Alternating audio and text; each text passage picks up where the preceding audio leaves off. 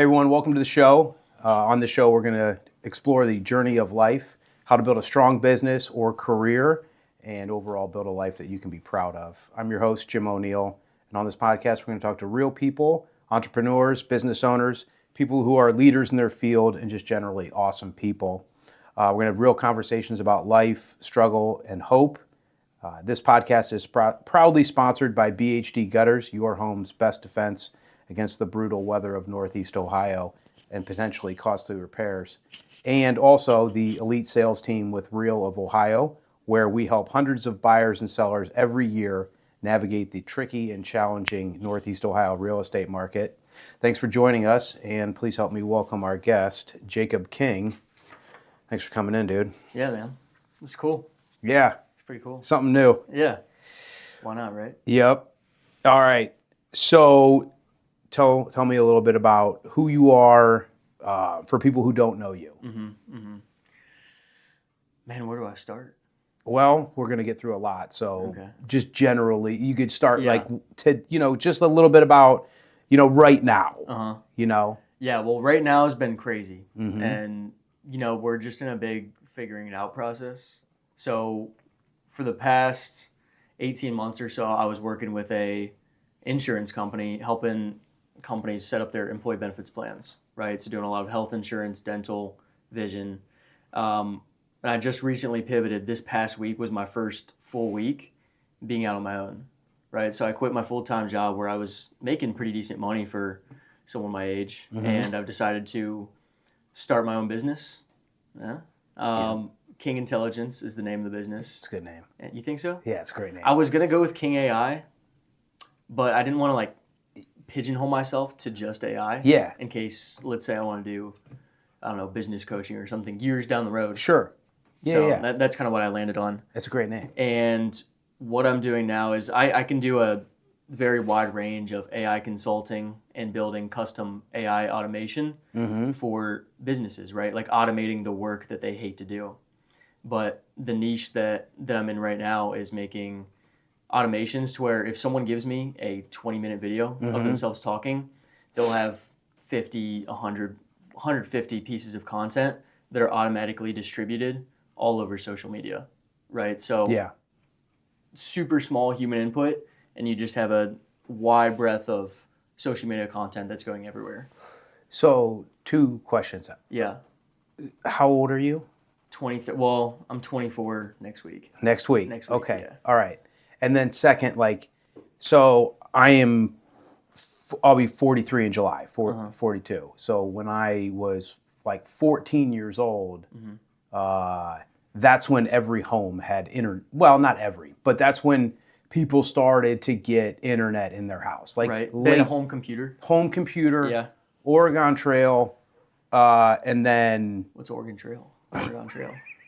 Is that a game? it's the best game ever. Was it a game? Oh, yeah, Okay. yeah. We started probably 92, 93. We would play this game called Oregon I Trail. feel like I've heard of it. Yeah, In it's- a history class. It's a or something. classic. Yeah. Oh, the Oregon Trail is a real thing where Right. people were moving through the Rocky Mountains. Yeah, through the west side as they were expanding. Yes, and it was America. covered wagons. So you'd be in this early to mid 90s graphic covered wagon, and you had oxens in a family, and you had to get to Oregon or wherever. I don't know if the trail actually went to Oregon, but you would have people. You'd go hunt, so you would use. I don't know if you use the mouse or the directional keys. Yeah. To shoot game, so you'd have a bunch of stuff running by, and you'd have to hit it and shoot it. And then people from your family would die. They'd fall off the wagon and break their leg. And get sick. Yeah, they get cholera or dysentery, and they would just die. Wow. And It's intense, man. For a game in the, what was that? Uh, 90s? The 90s? Yeah, it was third. Yeah, so it would be between when I was in third grade and 7th or 8th grade. Yeah, It's fun. It was great, fun stuff, but dude. that is my. Go home and play some Oregon Trail. So I say that only to be so to. So I use AI in a very limited capacity. I understand that it's got the ability to do all the things you're doing with it, but none of it clicks in my head. Yeah. Like I will use it to, write me a plan to retire in the next 15 years and then go in and be able to tweak all the steps and figure out exactly or a good strategy of, how to achieve that goal. For sure. But I am a user of AI, a very below average user of AI versus somebody that can Do you think below average though? Would you say that that's well, it depends on what segment of, you know what I mean? There's a lot of people out there. So. Yeah, I guess. Yeah. You know what I mean? Who's your reference group?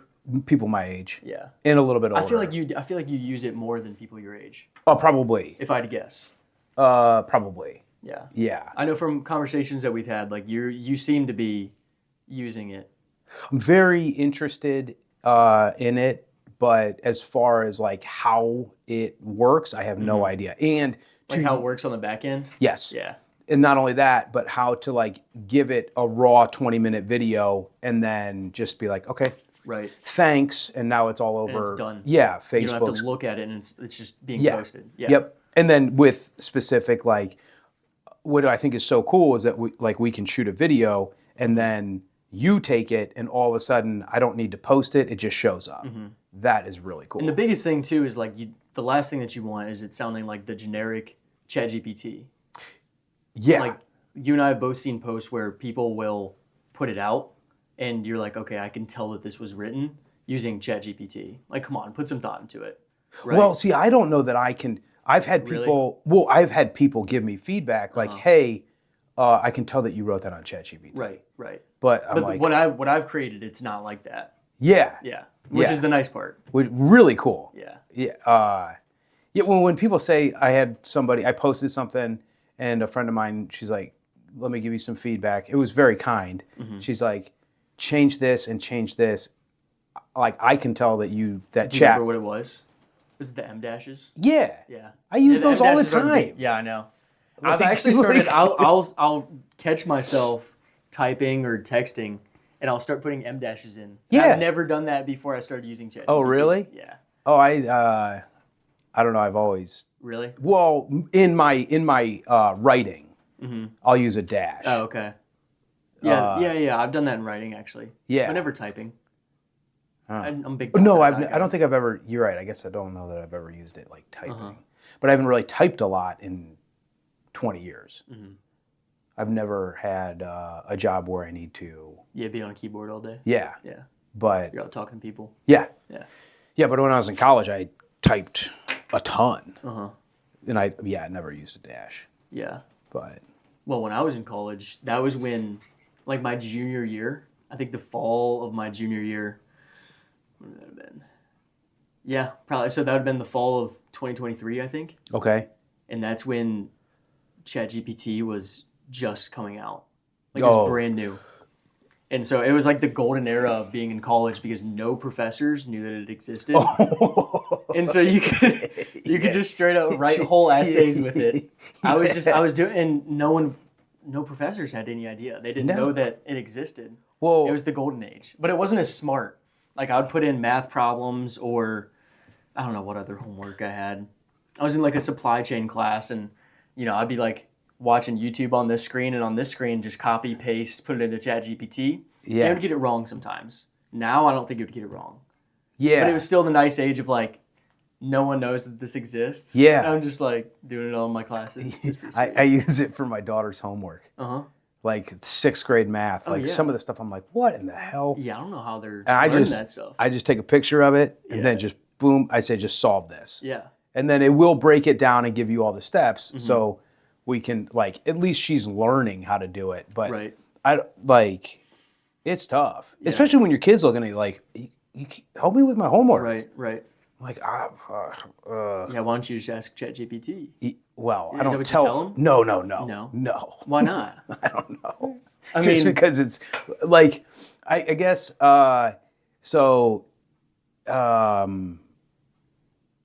you know, there's that saying, if you ain't cheating, you ain't trying. Yeah. But I don't want to encourage the blatant cheating. Yeah. Like, if she was doing it on her own, I'd probably be like, hey, Yeah. you know, like, easy. You know, you just, you got to be a Do little you more think subtle. that that's like cheating though? Because I don't know. I guess I saw one thing one time where I think it was actually on a podcast. These guys were talking. He's like, it's so funny. In school, you get taught not to look off the smart guy's homework, Yeah. right? But in business and in life, sometimes, Oh, yeah. if you're a successful franchisee owner, Yeah. you're massively successful. All you're doing is copying, I don't know, let's say the McDonald's founder and just, you know what you see what I'm getting at? So Yeah. it's Oh, like, yeah. Copying is how we learn. Yeah. No one, like, a baby's not going to get up and walk No. if their parents are crawling. Yeah. Like, my kids walk because they see me walking. Like, oh, let me try that shit out. Like, that looks cool. Yeah. So, no, I don't.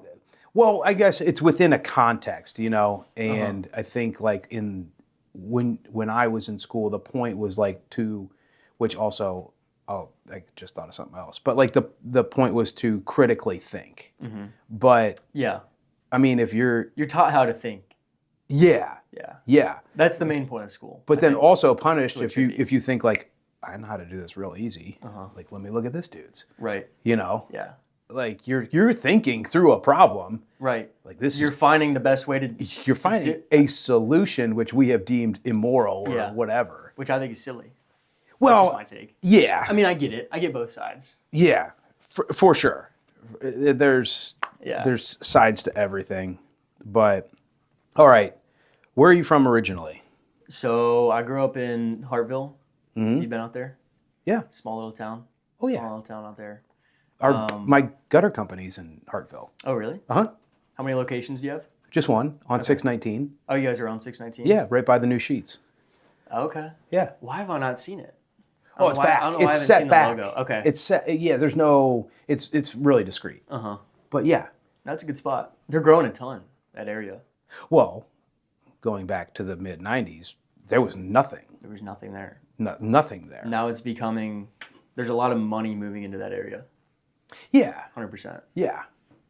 Yeah. Yeah. A lot of there was a lot of farms down there. Back in the day, it was, farm. Yeah. Yeah.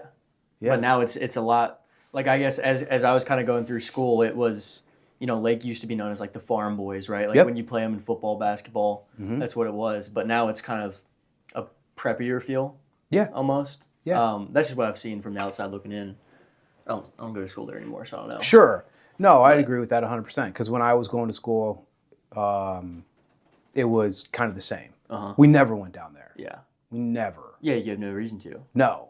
But now we have, I would say, like the staple of like knowing when your town's made it. Mm-hmm. So when you have a Starbucks and a Chipotle. No, don't forget Target. And we don't have a Target. Oh, Hartville Down- doesn't, down but Green Hartville. does. Yeah, Green is a Target. Green Green's has a made Target. it. They have everything. Yeah. But Hartville, we got a Starbucks like probably 5 years ago. Where And is it? Chipotle, like Starbucks is right on. It's 619. Oh, okay. And Chipotle like a year ago, I think. Maybe 2. I don't know. Past 619 and 43? Yeah. Okay. Yeah, if you keep going down. Oh, yeah. Okay. And I'm from more of that area, like on like the edges of Hartville, Okay. out towards like Marlboro. Oh, okay. Yeah. So far east. Yeah. Got Getting it. closer to 44. Okay. Cool. Yeah. So what it like, I guess, coming out and going to like, which is a little bit more rural, I guess. What did you play sports? Yeah. Basketball, soccer. I did a little bit of track. Okay. I wasn't any good. At track? So the funny part is I was really good at track. I did it Yeah. in middle school. Uh-huh. I was like, out of the federal league, I placed like 4th and 5th in both hurdles and long jump. Okay. But I gave it up. I don't know why I didn't do it into high school. But I did basketball and soccer in high school, and I was pretty garbage at both. Yeah. I don't know why. I gave up track. I shouldn't have. I was at best average. And I went to a school where I played soccer, and we ended up doing okay our senior year, but like coming in, it was like You were known as like the losers in your league.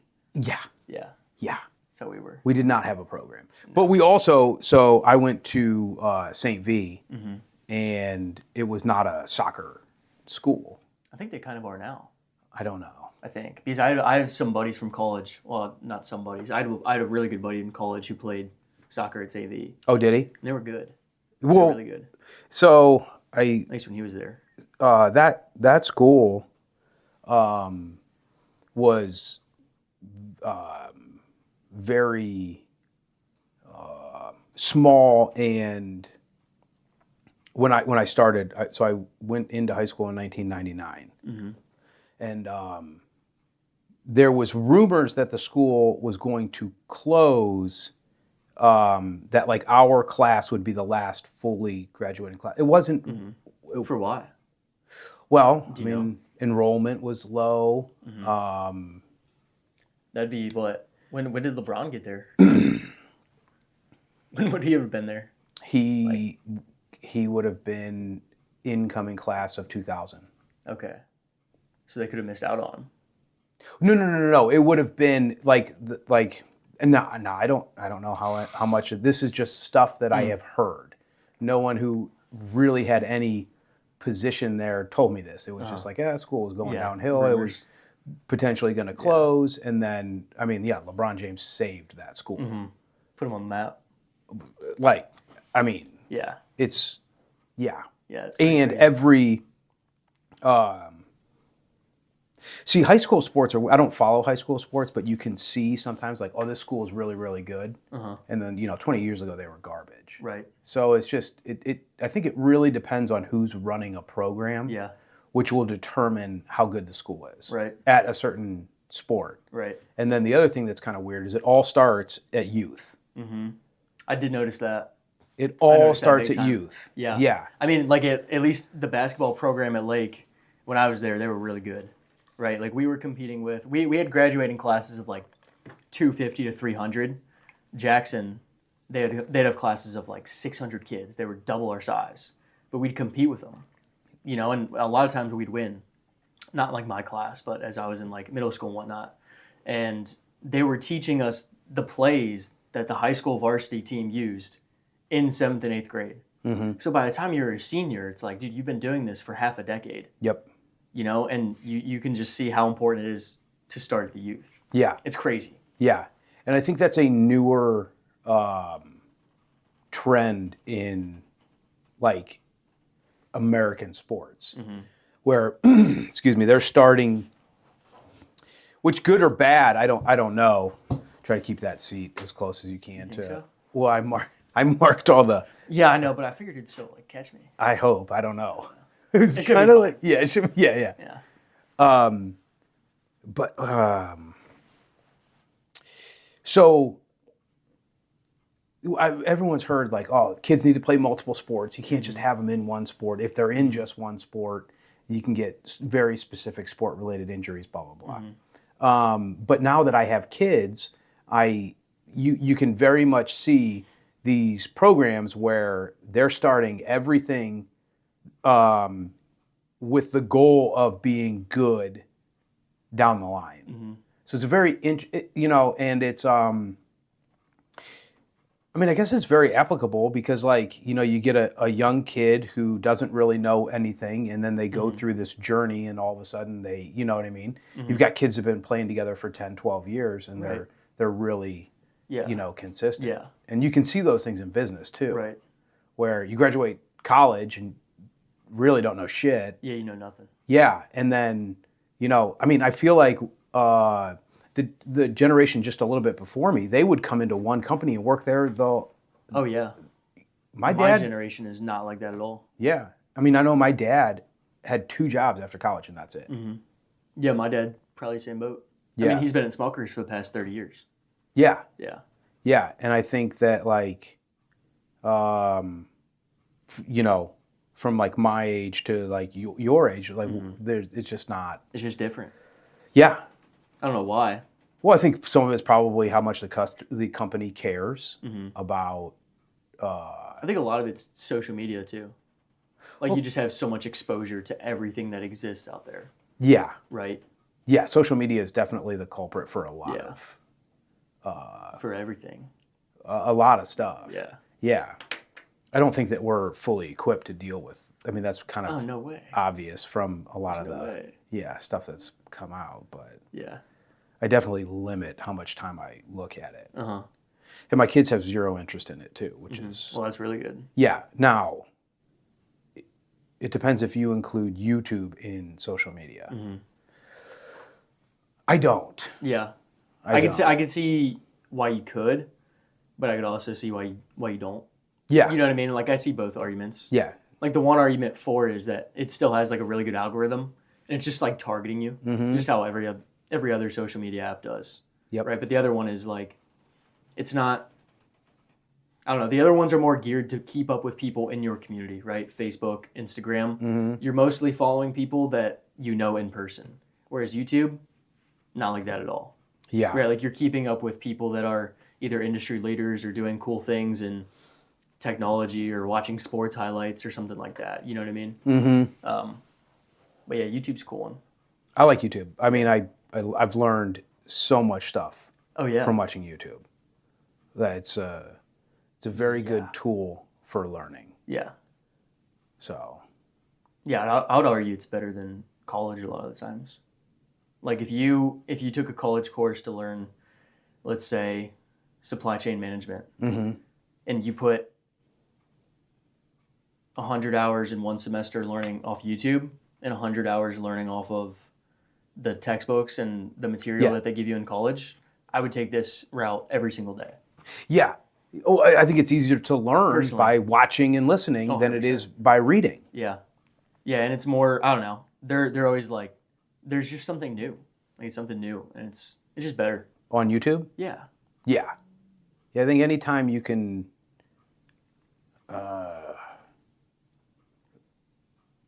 copy, yeah, the path to success is a lot quicker. Oh, 100%. Yeah. Yeah. No, I love YouTube. I'm with you on it. All right, so we met through jiu-jitsu, and I know that you keep yourself in good shape intentionally. Stat. Yeah. So was this always something that you did, or like how did Jiu-jitsu you? or No, keeping in just shape? staying like giving a shit about your body. You know what I mean? Like because like I think that is. I think that's a real advantage that parents can give their kids is to, at a young age, start to say, hey, you need to exercise. You need to go to practice because you need to exercise. Or like now my kids enjoy, they just always want to go, can I go run on the treadmill? Yeah. Like, yeah, you can. How sweet would that be? Yeah. If we had that type of Yeah. like enthusiasm for go run on a treadmill. Yeah, and when I grew up, it was like go outside. And then, it was always something just by default physical Yeah. because we had to walk everywhere or ride our bikes. Yeah, I was gonna say riding bikes was a big one. Yeah. And also, one of the go-to games that we did was Ding Dong Ditch.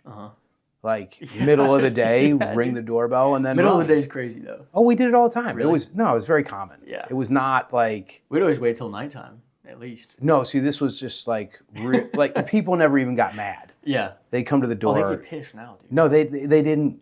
I mean, maybe occasionally they'd get You mad. one bad apple. Yeah, but they also learn real quick. If they get mad, we're going to ring their doorbell every day. Yeah, If they we had- didn't care, We had a guy in high school that was the guy. yeah, You know what I mean? Like, yeah, let's go get the guy just because of how mad he gets. yeah. And so we It's like, knew, dude, you're giving us this opportunity. Right. Like, quit getting mad at us. It's not as fun anymore. yeah. are you doing? If you didn't care, we wouldn't ring your doorbell. We want that reaction. So yeah. we had a pretty conditioned neighborhood. We just They were used to it. yeah. So we ran around a lot. But now it's like with the kids, like, hey, I'll take my son to the gym. Both, all my girls are in like active type stuff. So yeah, what was that like for you? I mean, growing up, I really don't remember. I mean, I just liked sports, and I just always wanted to play sports, right? Whether it was with guys in my neighborhood, or my dad would always play like a lot of basketball with us. You know, me and my brother growing up. How old's your brother? 26. Oh, older? Yeah, 2 year gap. Okay. Yeah, he's older brother.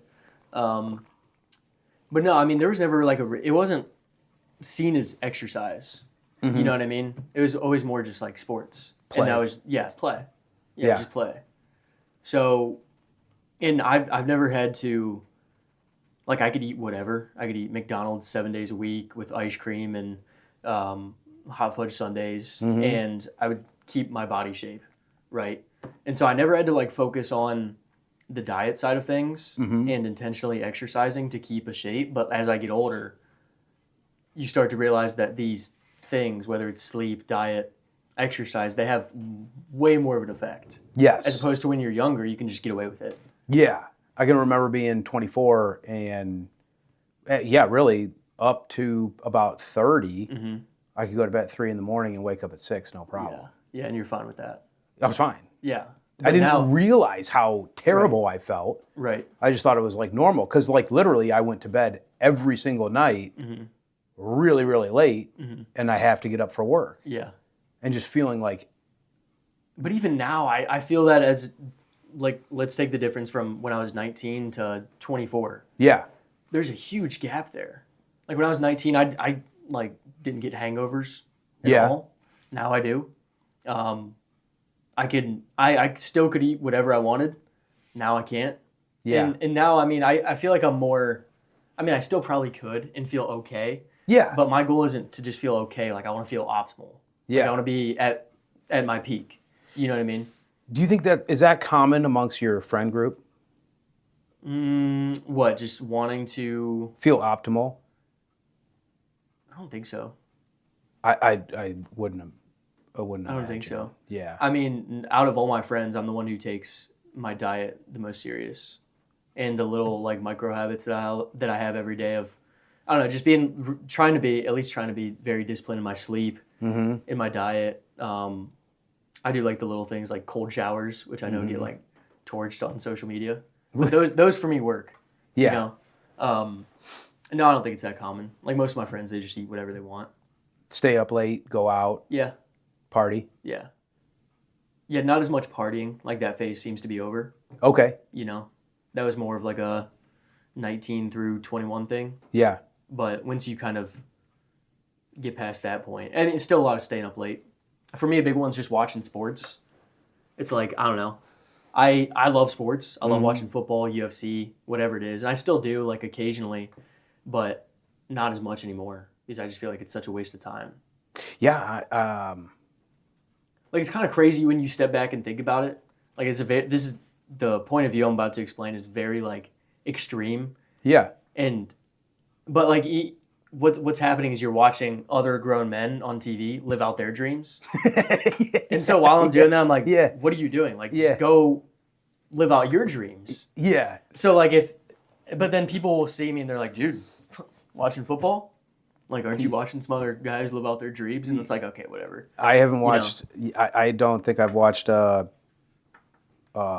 football game. I mean, I watched a Super Bowl, Yeah. but that's just an opportunity to get together with people. Yeah. But no, I don't like sit and watch sports. Right. But I will say, like, if I see, like, if I'm kind of like scrolling or something, and there's like a fight, I can't not watch the whole Yeah. thing. Yeah, I love the UFC. I'll pause it and come back. Yeah. Even with like jujitsu, Uh-huh. and then like BJJ fanatics, like God, they just show up in like every other post. Oh, is yeah. from like I watch all of them. I'm like, how the fuck do you do that? Like, Yeah. I watch it twice. Yeah. But no, I haven't watched I think maybe the last basketball game I watched was one that I was invited to. In And then, person? yeah, Yeah. that's cool. Which is totally different. Yeah. And then, yeah, but I was about 20, probably 24 when I was like, Yeah. I got too much stuff to do. I'm not watching this. Right. But I still have friends that when they get together, that's what they talk about. And I just tune out. Yeah. I don't know. I think it's pretty pointless to talk about and just give energy to. You know what I mean? Like, Yeah. I'll still do it. You know what I mean? Like, I'm not perfect. I'll still eat sugar. I'll still get bad sleep. Oh, I'll yeah. still do all these things. Like, I'm human. But at the same time, I do try to make a conscious effort to not fall into these traps. Yeah. No, I think that's why I asked, are your friends doing this too? But when I was 24, I went in a totally different direction than all of my friends. Didn't you go to the Army? That what it was was? that Or was is that later? that was I went there at 23.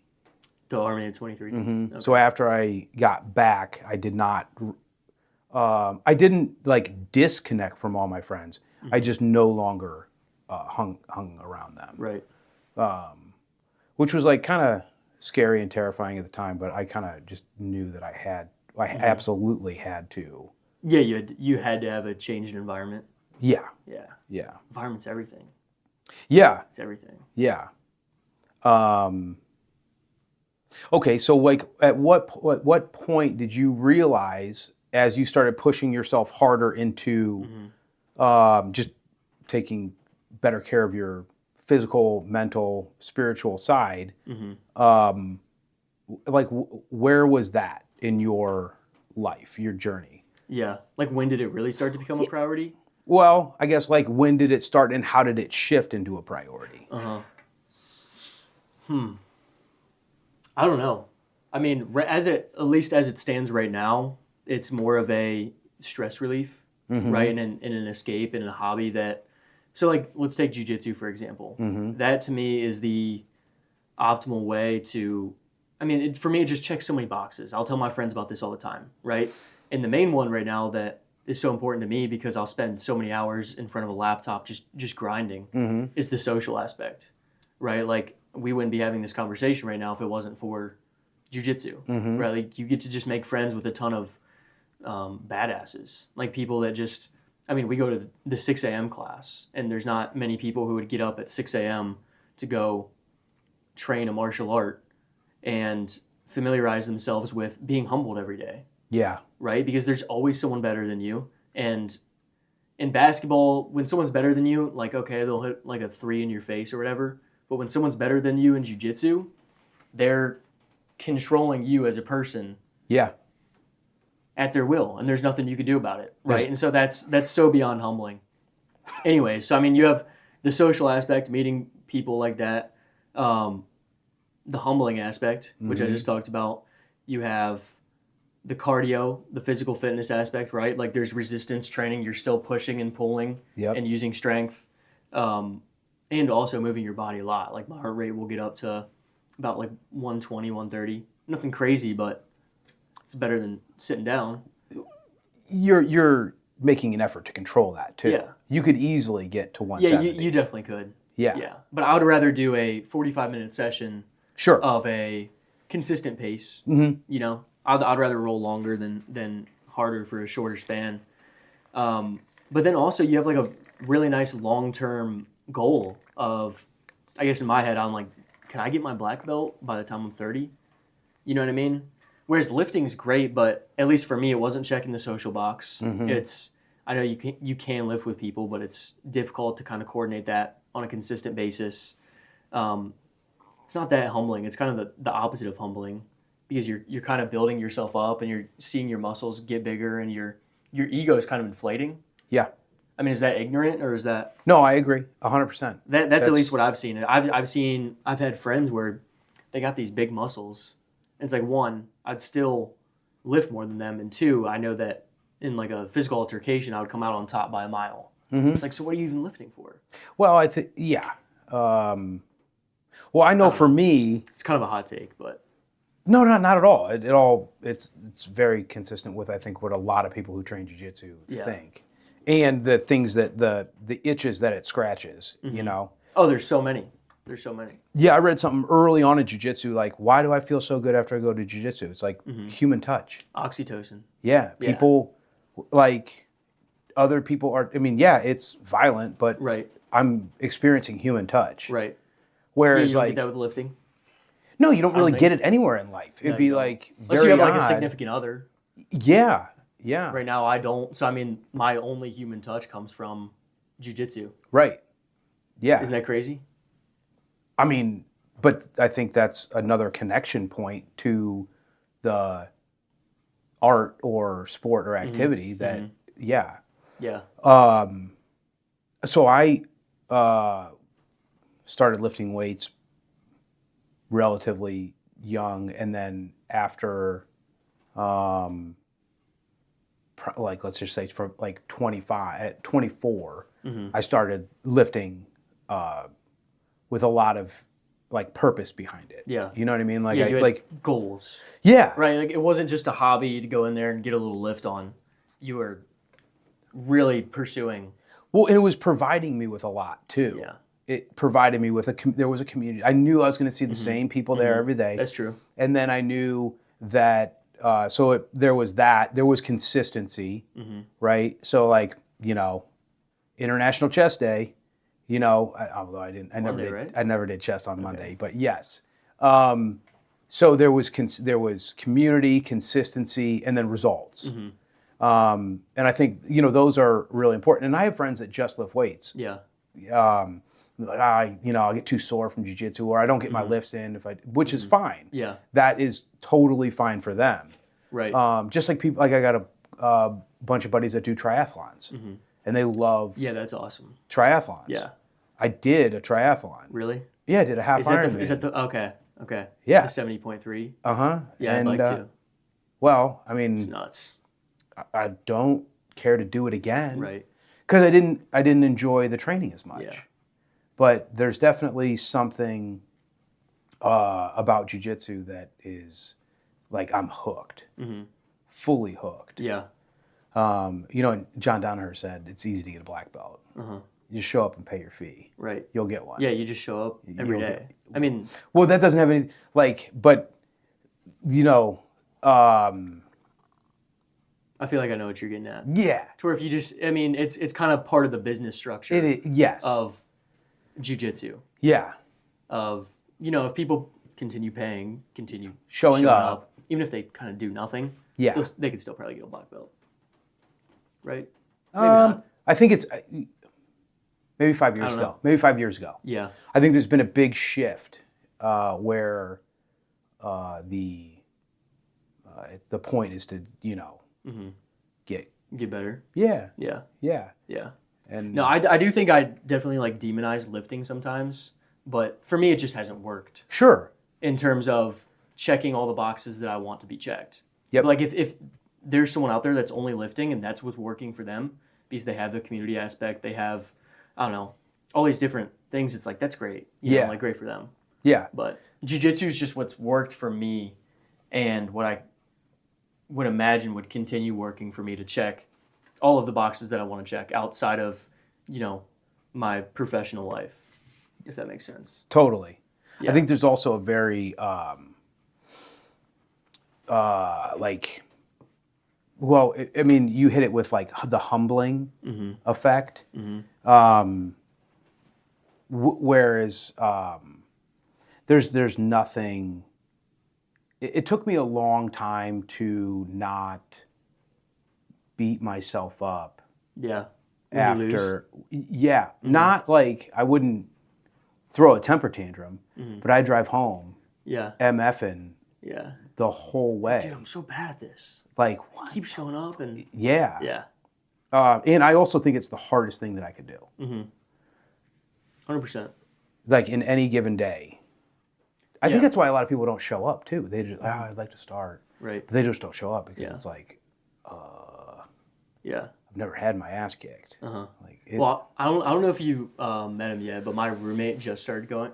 I saw him in there. Yeah. Yeah, and if he sticks with it, he's gonna be good. Yeah. Yeah, he's a very natural athlete. But anyways, kind of seeing him go through this process of just his first few classes, it's so crazy to think back to being a white belt. Yeah.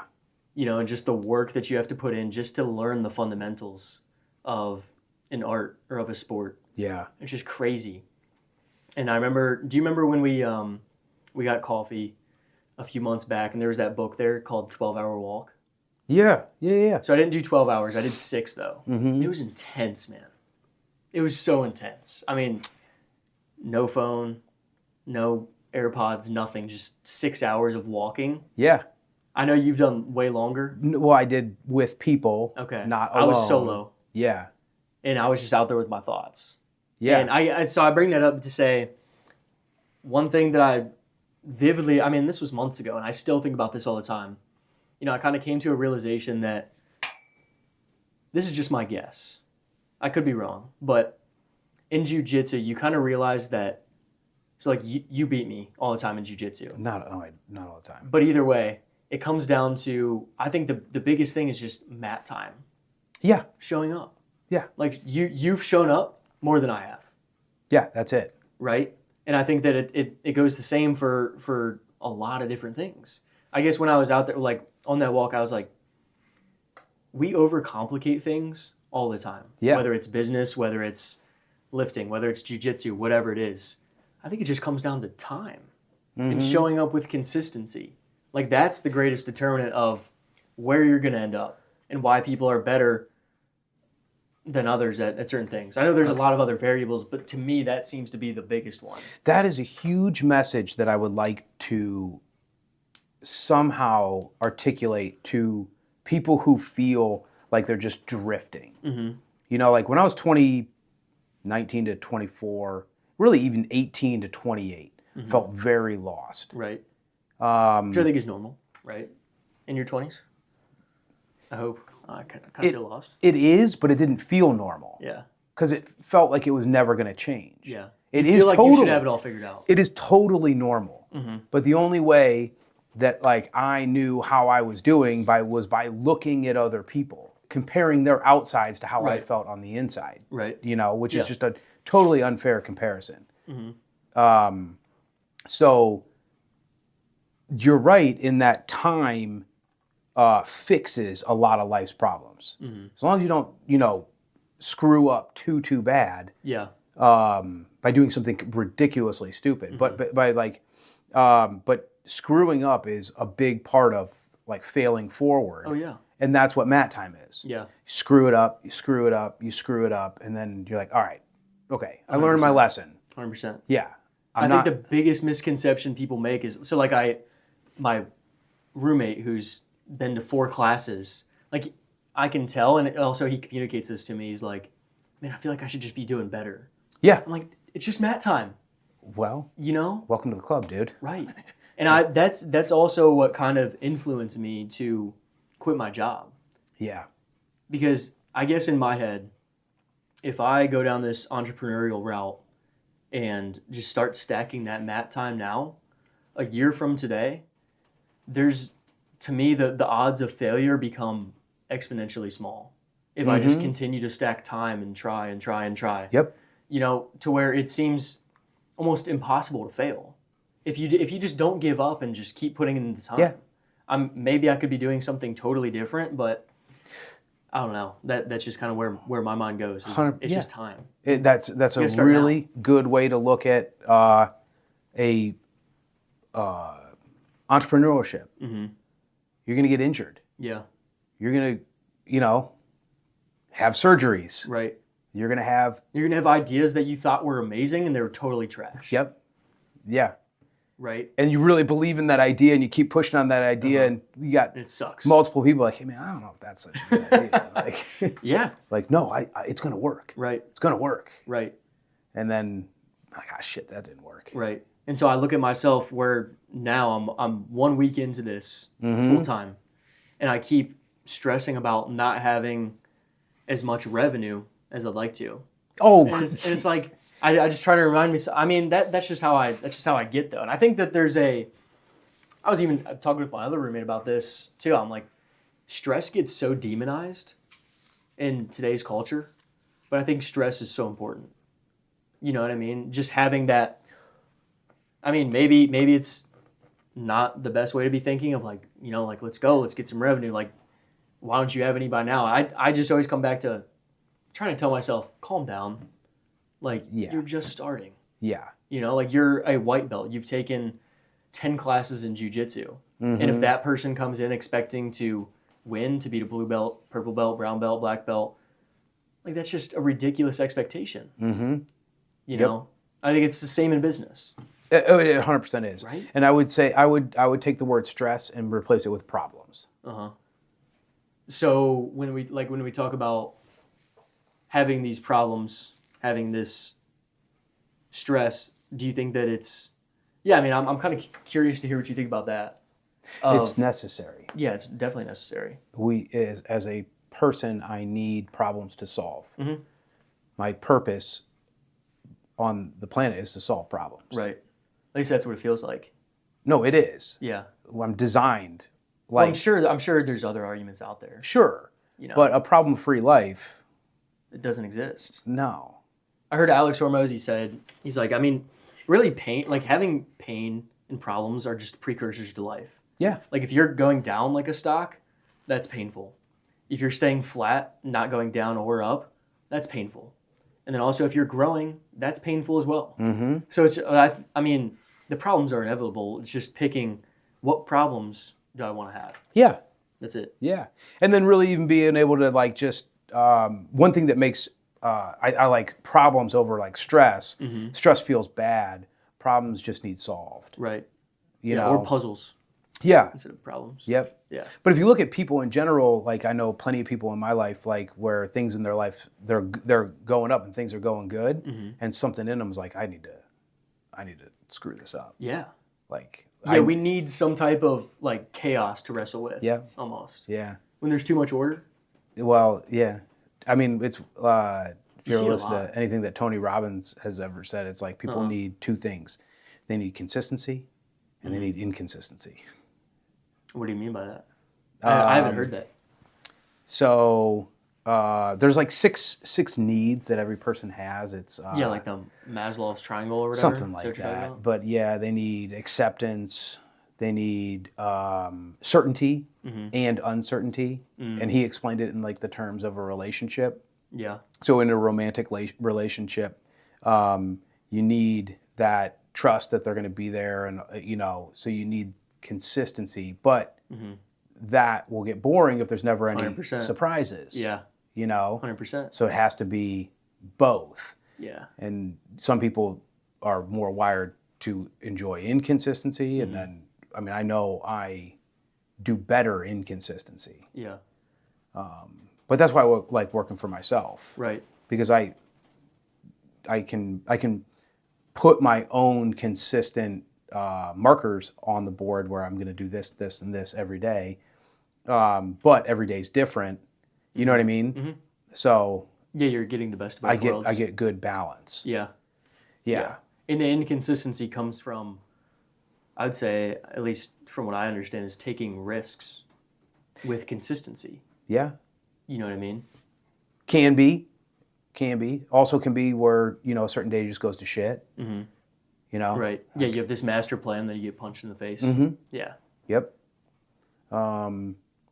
But to like, to be all the way, I don't know what the right way to say it is, but to be like completely fulfilled, I have to, that's why most, you win the lottery and you Oh, yeah. just spend all your 100%. money, Yeah. Or Olympians, they come home Yeah. and they're like suicidal and totally depressed Mm-hmm. because they're, you know what I mean? Like there's no more mountain to climb. Mm-hmm. Yeah.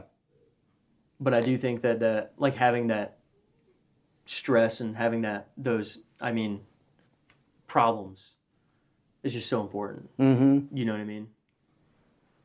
So let me ask you this. Mm-hmm. Being 1 week into your journey, Yeah. quitting has not entered the picture yet. But what about something like jiu-jitsu? Mm-hmm. Have you ever thought about quitting? In jiu-jitsu? Mm-hmm. Yeah, I took like a 2-month break Okay. where I didn't think I was going to come back. But I'm glad I did. Like really glad. Why did you? What led to that? Why did I quit or why did I come back? Both. Why did I take a break? I'm not really sure, to be honest with you. Actually, I think I wanted to just work more. Yeah. Yeah, I think I wanted to work from like the second I get up to the second I go to bed, which a little silly looking back at it. Yeah. But I know that the reason I came back was, at least in my experience, going to that morning class, like getting up, Mm-hmm. going to the 6 a.m., that to me gives me a domino effect on the rest of my day. Like if I don't get up and train, my day has a much higher probability of being a bad day. To where I'm just Like it's- emotionally, mentally? yeah, emotionally and mentally. Like I just get stressed over stupid things. Yeah. A part of that morning class is being in a community, talking to people, having human touch, and without kind of checking those boxes early in the morning, you kind of feel the effects of that later in the day. Mm-hmm. Yeah, so I mean, I definitely, I don't know why the break happened, but I'm kind of glad it did. Well, I've taken 3, I guess you could say breaks. Mm-hmm. One was COVID. Mm-hmm. My wife was not cool with me training Yeah. during COVID. What a crazy time. Yeah. From 2020 to 2022, I trained Muay Thai and kickboxing. Oh, really? Yeah. That's legit. I showed her a video Uh-huh. of guys holding pads, and she's like, "You can do that." And then I went to my first seminar, Uh-huh. and it was all on the clinch. Where was it? Where'd you go? World Kickboxing Academy. Okay. Yeah, That's with pretty cool. Ryan Madigan. He's Uh-huh. really good. This is savage. Oh yeah, Yeah.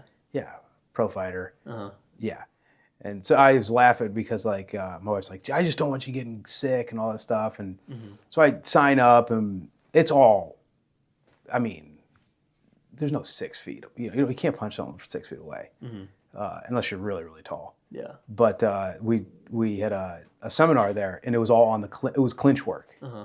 So we're like Face to face. Yeah. just clinch the whole time, working knees Uh-huh. and trips and all During this other COVID. stuff. Oh yeah. Like January 2020, or no, I'm sorry. It would've been- 2021? Yeah. It was the Like the 6 months first in, 8 months winter. in. Yeah. So that was like a break, and then I did when I trained for the Ironman in 2024. I went to maybe like I trained like 2 or 3 times in a 6-month period, and then when I had surgery, I was off for 4 months. Okay. So But over the course, I mean, how long have you been doing it now? 10 years. 10 years. That's crazy. Yeah. It's really cool though. Yeah, it's longer than went to high school and college combined. Uh-huh.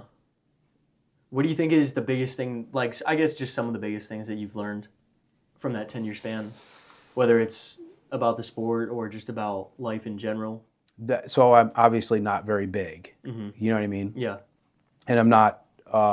My athleticism is average at best. Mm-hmm. I mean, you move well for someone in their 40s. Yes, thank you. I mean, realistically, you're probably in what, like the 80th, 90th percentile? For like athleticism, for someone in their 40s? I don't know. I have no idea. Either way. Yeah. But what has shown me is that I can go from knowing nothing, totally sucking, Right. to getting better by what we just talked about. Right. That's the biggest thing that I've learned. And then not to mention, Just showing up every day. yeah, Yeah.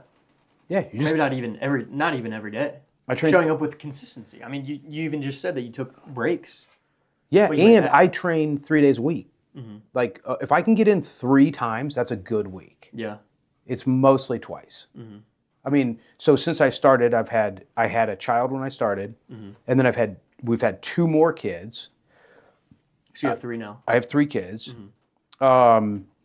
I was just selling real estate, and then I moved brokerages, built a team, merged my team with Luke's team, created the elite sales team, and then acquired BHD Gutters and running another company. Right. And so these are like 2 very, very big companies. So Yeah.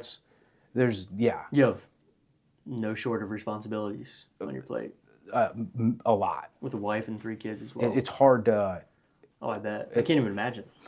well, I try not to think about it. Uh-huh. Because if I start thinking about it, it gets a Yeah. little bit like, Yeah, then you kind of get into that woe is me game. no, it gets a No. little overwhelming because if I think of how many people I'm directly accountable to, it's like, Yeah, how much responsibility you have. yeah. Yeah. And, so it's not just, It's not just you. yeah. Yeah. Yeah. Now, everything, if now that is not to say that if something happened to me, everyone would be fine. But I can have a direct and actionable and meaningful impact on many, many people, which Which is cool. it's very cool. Yeah, you want that, right? Yeah, it's very cool. Yeah. So, Yeah, without having that responsibility, life becomes way more meaningless, yeah, you know, yep, absolutely. I think. All right, here's a good one. What advice would you give to somebody who is like considering, they got this idea, they know they can do it, they're on the fence, you know, Yeah. what advice would you give to them? I mean, I don't know. I'm not at the position yet to where I can look back at the story, right? I'm like in chapter 1. But what I've learned so far is that I think and every situation is different, right? Your starting financial situation, whether you're responsible for other human beings or not, like quitting a full-time job that's paying well would be a much more difficult decision to make if you have a mortgage, significant other, children, like crazy bills to pay. Yep. But for me, if I go to zero, I can just move back in with my parents. Yeah. You know, like if I pull on the thread of what happens if I don't generate any revenue, and I have $0, like life would go on. You know what I mean? Like I'm not responsible for any other human beings. But I think the biggest thing is that what I've realized already is that in the past week, I did so much more work and so much more meaningful work than I was doing just on the side while I still had my full-time job by like a large magnitude. Because I think that we respond much different when you just jump off the diving board Yeah. and you're not in the pool where your feet can touch. Yeah. You know, it's not like it. What I've been telling people is it's not real until it's real. You just have to do it. I don't know. I mean, maybe I'm wrong. Like I said, I'm only in chapter 1. I'm not at the point where I can look back and say, oh man, I took a huge risk and now I've reaped the rewards of that risk. I haven't fully reaped the rewards. But I think that just doing it, like you're never going to feel ready. Like I was in a relationship for 18 months, which is kind of a long time to be dating. It's a long time. And I remember when we broke up, I did not feel ready to do that. You know, like there's no, I don't really believe in a feeling of being ready. You just kind of do it. Yeah. Like you kind of have this gut instinct and you just have to follow it. And it's the same with this, right? Like on paper, why would I leave a job that's paying well? I'm trending in an upwards direction, right? Like I'm making more money month after month to go and make 0. You know, like it doesn't make sense on paper. But I think that over the course of time, it'll pan out. Yeah. I really do believe that, you know? Absolutely. Yeah. And even if it doesn't work out, then you have a lot of experience that you take with you. You know, you don't lose. Right. Like, and But when you you could get said, that at another job, though. Like I could still get all that experience at, like if No. I stayed with the full-time company. you can't get the experience that you get at a job when you're self-employed. Right. When there's it's 0, I'm going to work all week for nothing. Right. Yeah. That doesn't. And I'll tell you, like you have done work and whatever, you said you haven't reaped the reward yet, but the reward is that work. And it is, In what way, you think? well, let's just say wealth. Okay. When I say wealth, what do you think of? Money. Okay. I think most people think of Oh, 100%. money. Yeah, if you ask that question to 100 people, Money. 90 plus are saying money. Yeah. Money's cool. You can buy shit with it. Right. But it's a tool. And It's energy. I mean, I feel like it's energy. You know what I mean? I think that it's, you ever hit your thumb with a hammer? No. No? No. Oh, it sucks. Let's say, I'm not much of a work with my hands type of guy. okay. You know. Stubbed my toe. Have you ever had a manual labor job? No, No? no. I mean, I've done, not like landscaping or anything serious manual labor, no. I worked labor. I earned a living doing labor, and I thought I was going to I thought I was going to be a career laborer. Yeah, Yeah. I loved it. yeah. Pays well, I mean, pretty well, right? you can make yeah. Yeah, you can make a good living You doing can make a great living. Yeah. Yeah. But take a tool, I mean, just for example, a hammer. If you've never used a hammer or a sledgehammer or an axe, the first time you use it, it's very awkward. Right. But like if you take an axe and it's the same as money, it's a tool. Like once I learn how to become very proficient Yeah. with a hammer where I can tap, tap, boom, and then the nail's down. Once you understand money as a tool, It's a skill. yeah. And listen, it's not like I'm, out here Warren Buffett. Warren Buffett. Yeah. No, I But getcha. the emotional connection to money is, it has, for me, it has diminished as my skills in practical, the practical ability of earning money. I'm very confident in my ability to go out and earn money. Right. I don't want to get a job, but I know that I could, and I know that I could Oh yeah. earn money. So, what I think is the reward is all of these skills that you learn along the way, the little tools that you pick up, and you become expert at hammer, expert at axe, and that might be for you. It might be like this. Stress management. Yeah, You know. personal development. Yeah. Like that's a skill. Time management. All skills. Taking risks. Risk. You're taking. I mean, Yeah. you're placing bets differently. Yeah, and that can tie into emotional management, like all that kind of stuff. Yeah. But the reward that I think that a lot of people lose sight of, because when you say wealth, it's money. But I would really encourage people to look at it. It's like it is emotional management, risk management, time management, physical, like you know what I mean, like keeping myself in good shape. The reward is who you become in the process. Yeah. Yeah. Yeah. Because when I first became self-employed, I was terrified. Oh, I'm terrified right now. Yeah. Yeah. And I guess the thing that terrified me most was failing. And I don't think anyone wants to fail, but the thing about failure that like terrified me the most was like, well, everyone's going to know I failed. Yeah. You know,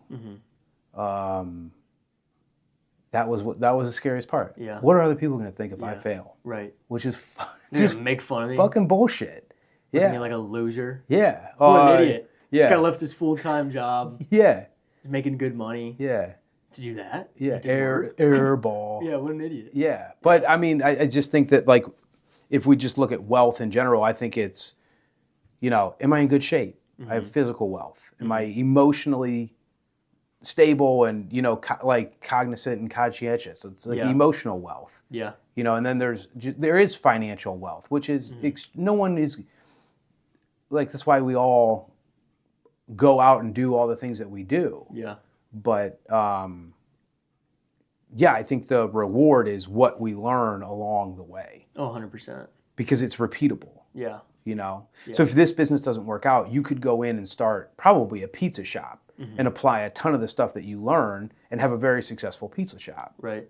No, 100%. So I think another thing is too that, I mean, have you ever watched a movie that's been good where the main character, the protagonist, is not up against something crazy? Like some huge dragon, right? Like what good movie, what good story is there when there's not some gigantic, overwhelming problem Yep. or thing that they're working against? Yep. Right? And so what I've had to remind myself of many times this week is you don't get to be the person that says, you quit your full-time job and built a X amount of money business, like let's just say $1 million business, Yeah. without going through this entire process. Yeah. You know what I mean? So like this process is the reward. Yep. You know, you don't get to. I think so many people look at this end destination of, oh, you know, like look at Jim. You know, he's got 2 companies, drives a nice vehicle, and just has all this time freedom, right? Like, oh, he doesn't have to go clock in anywhere. And then they might be saying to themselves, that must be nice. Yeah. And you'd probably sit there and think like, dude, what are you talking about? Must be nice. You don't see this entire journey that I went through. You don't see the part where I became self-employed and was absolutely terrified and had to work through all these problems and develop all these skills to get to this point. Mm-hmm. You know what I mean? Yeah. 100%. But it's everybody can do it. Mm-hmm. That doesn't mean everyone should do it. Right. Everyone can do Yeah. it. Because I don't, there's no mystique. What There's do you no wanna mystique. see? There's no like, I couldn't be a power forward in the NBA. Right. Yeah. You know what I mean? Yeah, yeah. Like there's no like, There's no shot. yeah, there's no shot. But I can own a business. You know what I mean? But I can own. There's anybody can do it. There's no. Well, you know. Yeah, you have 2 hands and a brain. I have 2 hands and a brain. So Yeah. it's like when I look at someone else who's doing really well, and I want the things that they have, it's like, why not me? Yeah, exactly. And that's the message that I want, like people in those drifting years to like be able to understand. Is like, but even if you do go work at a job and you're getting fulfillment and you're getting all the stuff that you need outside. Like that's really good too, because there are some really good There's nothing wrong companies with that. out there that treat people really well. Yeah. So Yeah. There's no. I just wanted something different from my life. yeah, know? I did too. I just don't want to shit on the working world or No. the working man at all. I guess I just want to leave that space open because some people just have zero desire to go work for themselves, but they do very much get fulfillment from like. Somebody gave me a lot of work to do today, and I nailed all of it. And I think that's very commendable and very cool Yeah. as well. And just personalities are so different. Yeah, You know, yeah. some people don't. You know, some people just don't enjoy the risk. I like risk. I mean, to me, it's what makes life fun. Same. But even in my exit interview at the job that I was with at Ohio Health Benefits, I was explaining to the vice president, you know, she had like these list of questions she like kind of asked Yeah. and whatever, and Yeah. she's like, what was like the main reason? I was like, well, honestly, I feel like I'm gonna be working for the next 40 years of my life, and like this full-time job is great, but I'm spending, let's say, 40 hours a week building Steve's house. Steve is the owner of the business, right? And Steve's house is great, and I like what he's built, but I don't want to spend more time building his house, right? Like if we were to create an analogy of you're building a house, right? Each day you're laying down a brick. If I'm going to be working for the rest of my life, might as well start now building my own house. Yeah. You know what I mean? And that was just that was the one thing that I couldn't unsee of. Yeah, I mean, you still have what, 20 years left of work Oh no, I'll work. till you can't. Yeah. But either, you could like technically retire. You're 43 now. Yeah, so another 22 years of work. Who Just knows? Who Yeah, who knows? knows? That's not a. That is somewhat a controllable, but it's also there's a lot of factors that Oh yeah, you know what I mean. economic factors. Yeah. So I don't. Maybe one day, I'll obviously I'll have to stop working. You know what I mean? Yeah, your body, you physically won't be able to. My mind will, Yeah. body and mind will fall. Right. It's coming for all of us. Yeah. So, but as far as like, I don't have like a date where I don't want to work anymore. Yeah, Because I enjoy it. yeah, it's literally it brings out it pulls on every ounce of who I am. Every whenever I'm working on something, Yeah. and I don't get that like watching TV. No. You know what I mean? No. Or You just don't. Yeah. Yeah. It doesn't do it's- it for me. No, But I agree. all right, let me ask you this. What do you do when you feel off track? I think talking to people is a good thing. Okay. Who do you Right. talk to? My parents, Yeah. yeah, I've been really lucky to have amazing parents. They're incredible. So I talk to them. AI, talk to AI sometimes. Do you? Yeah, All right. yeah. I mean, I use Claude mostly. Okay. Claude Code Okay. is what I use, and it's pretty incredible of just the amount of planning that you can do with AI. It stays entirely objective. Like there's no emotion. Like the AI doesn't have emotion when it comes to giving you feedback. Yeah. I don't know. I mean, I feel like when you're off track, I just try to keep taking action. I think that's the biggest thing. Just do something. How do Whatever you it know? is. How do you know when you're feeling off? You just kind of feel a tension, Okay. right? I mean, Yeah. we all know the difference between being in a flow state Mm-hmm. and knowing that you're kind of grooving, Mhm. right? Or you feel this tension of just like, man, like you just feel stuck, Yeah. right? Or like you feel like the gears are slipping. They're yeah, just the not gears are catching. slipping. You're spinning your wheels in the mud. Uh huh. You just feel stuck. That, or I mean, another really good way is tracking things quantitatively, right? You have these goals of numbers that you want to hit, whether it's hours on the mat, whether it's financially, whether it's time spent with loved ones.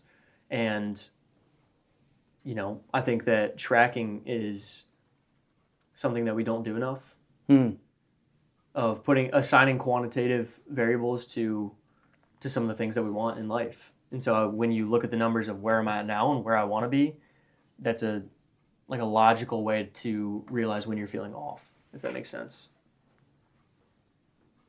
Nice. Yeah. So one little hack that I've been doing this week mostly is on my Google Calendar, I have a color code Yeah.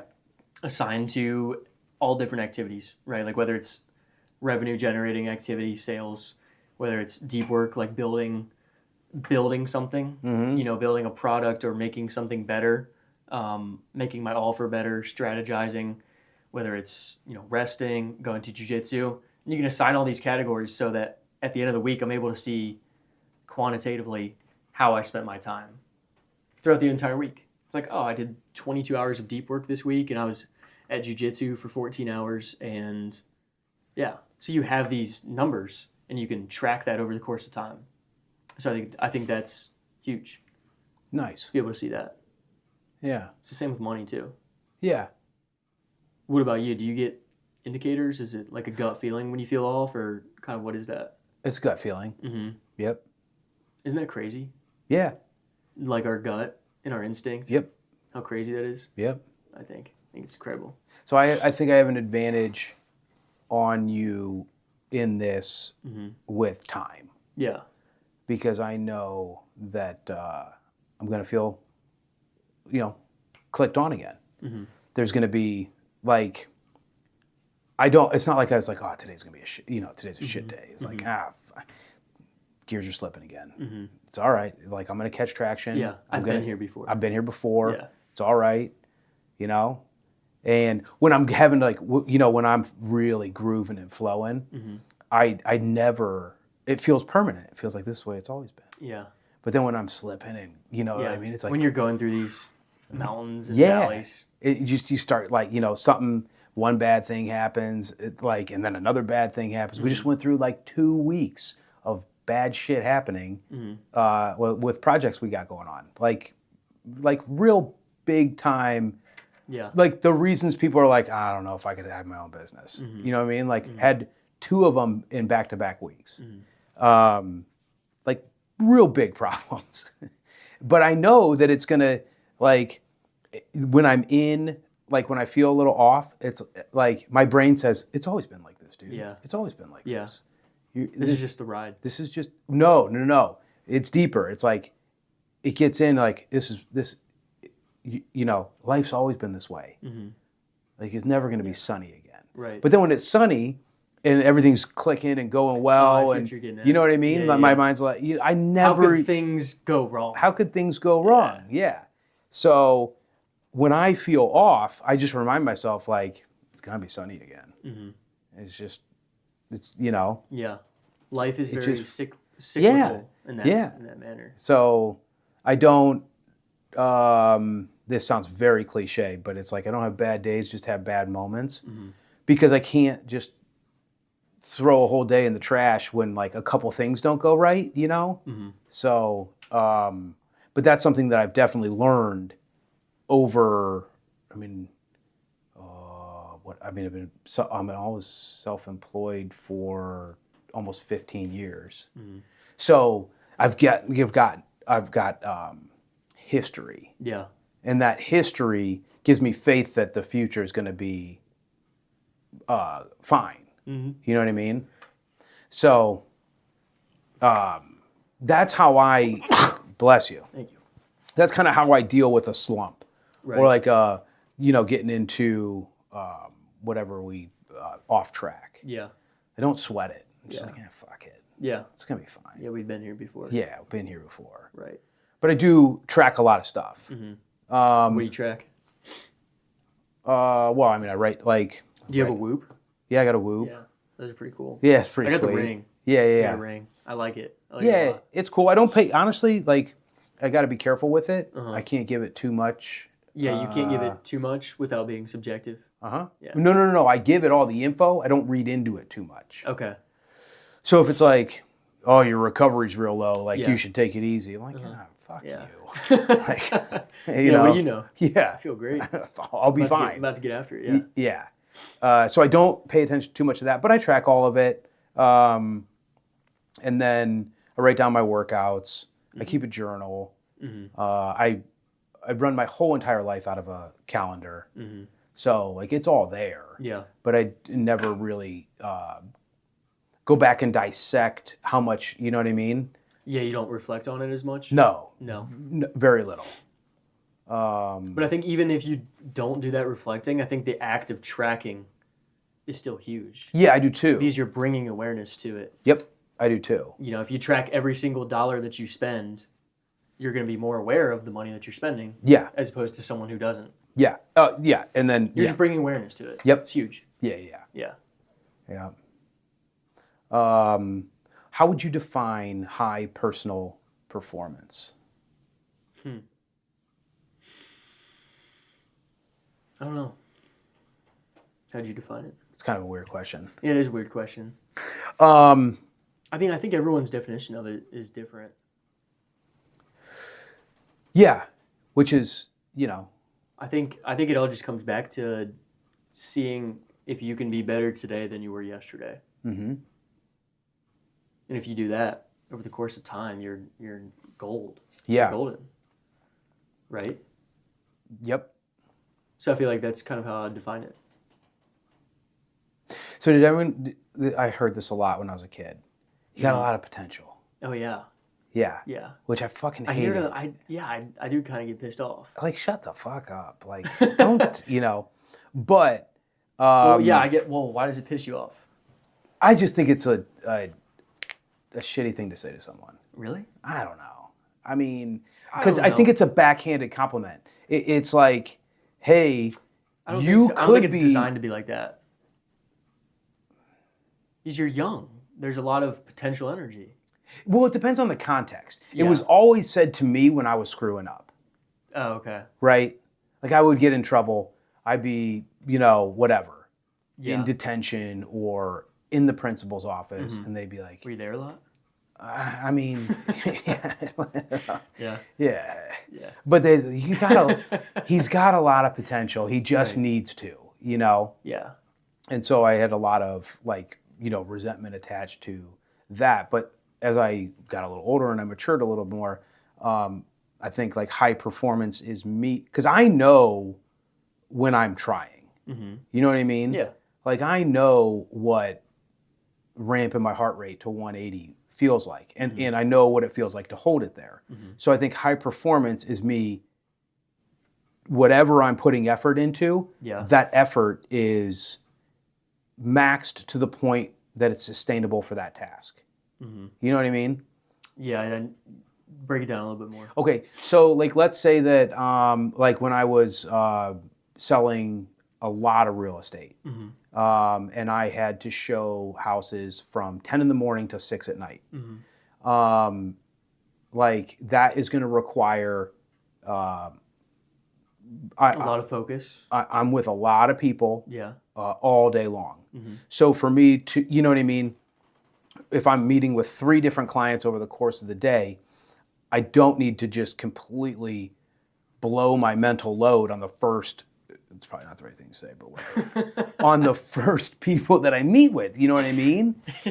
Like I got to save You some. can't exhaust yourself. Yeah, I got to save a little bit in the tank because when I meet with these people at 4:30 and I'm with them till 6:30, they don't give a shit that I've been up since 6 in the morning. I went to the gym and then I fucking worked with these people and then these people and then you know you got to like so each time like the high performance of that was to be paced, to be measured, to be calculated with. All right, like what am I eating? When am I eating it? How much am I going to drink? You know what I Yeah. mean? Like Oh yeah. how am I going to hydrate? All Like that stuff goes into it. yeah, and having some thought before to plan my long day instead of just winging it, Right. you know? Yeah. So like high performance is walking into any task and just taking 30 seconds to just be like, all right, like I got a podcast today.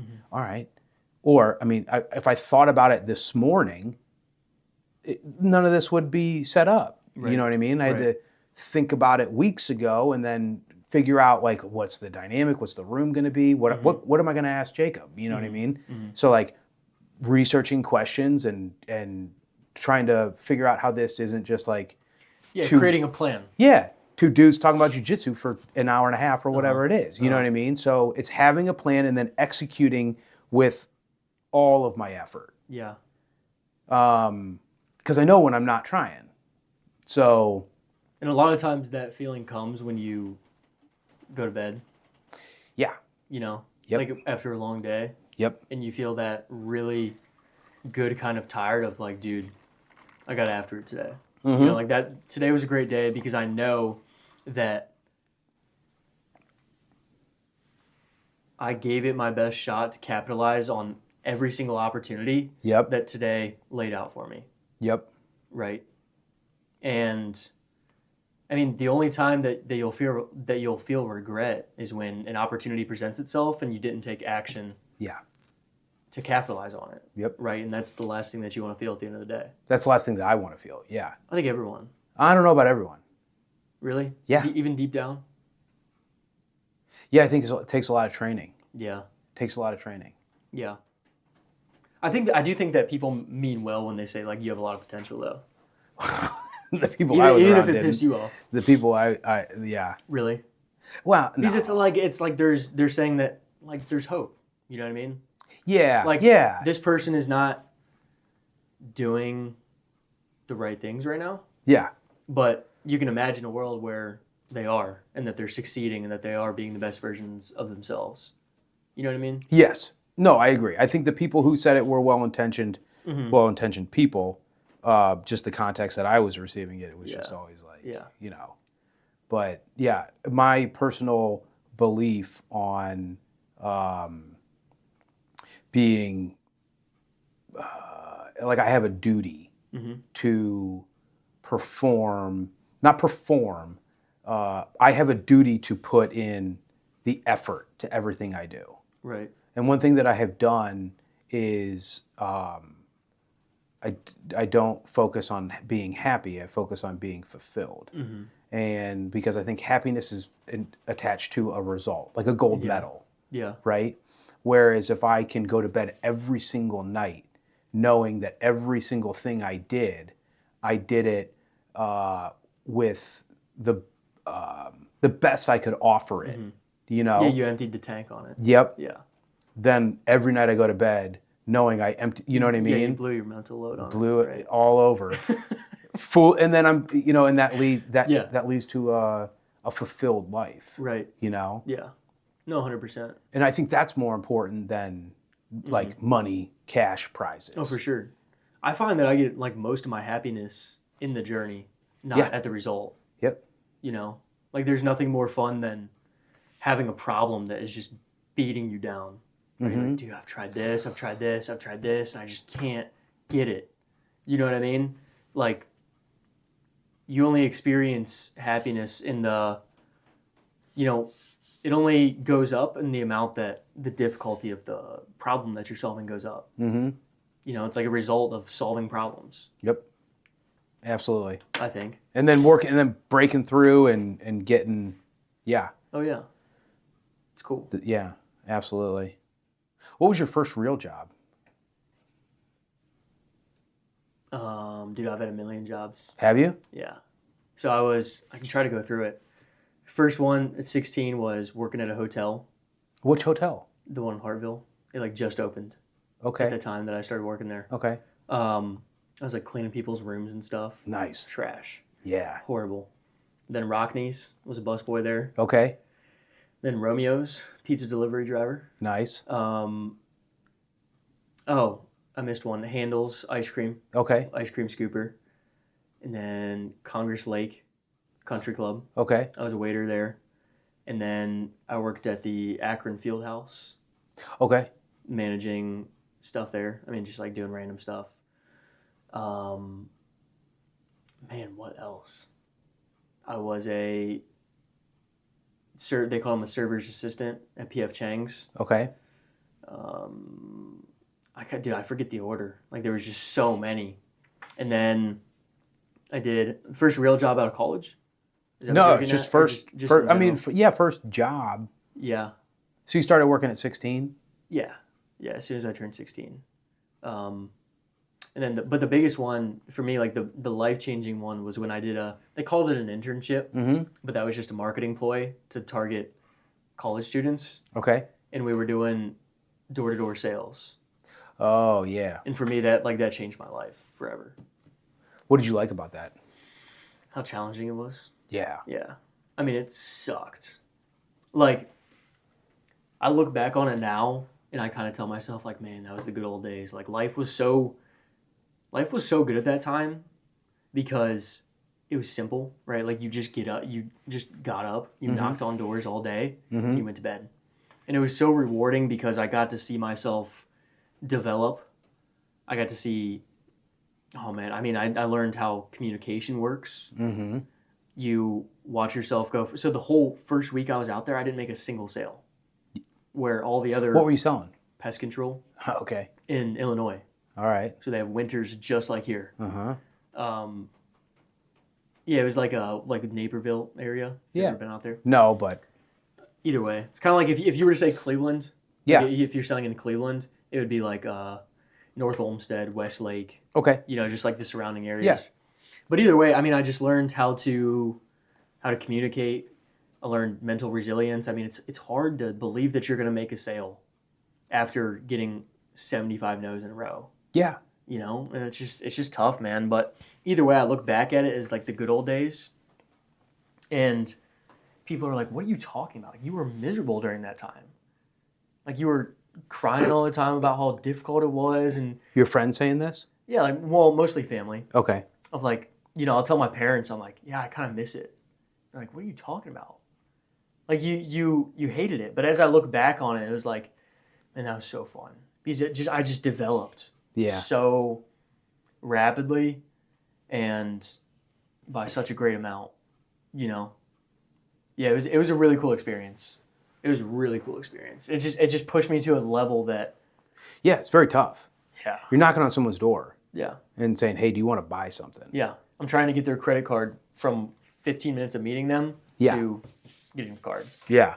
That would be very difficult. It's crazy to think Yeah. that, you know, as a 21-year-old that's you know, and I had success with it. Yeah. You know, at the end of the summer I was the number 2 rookie.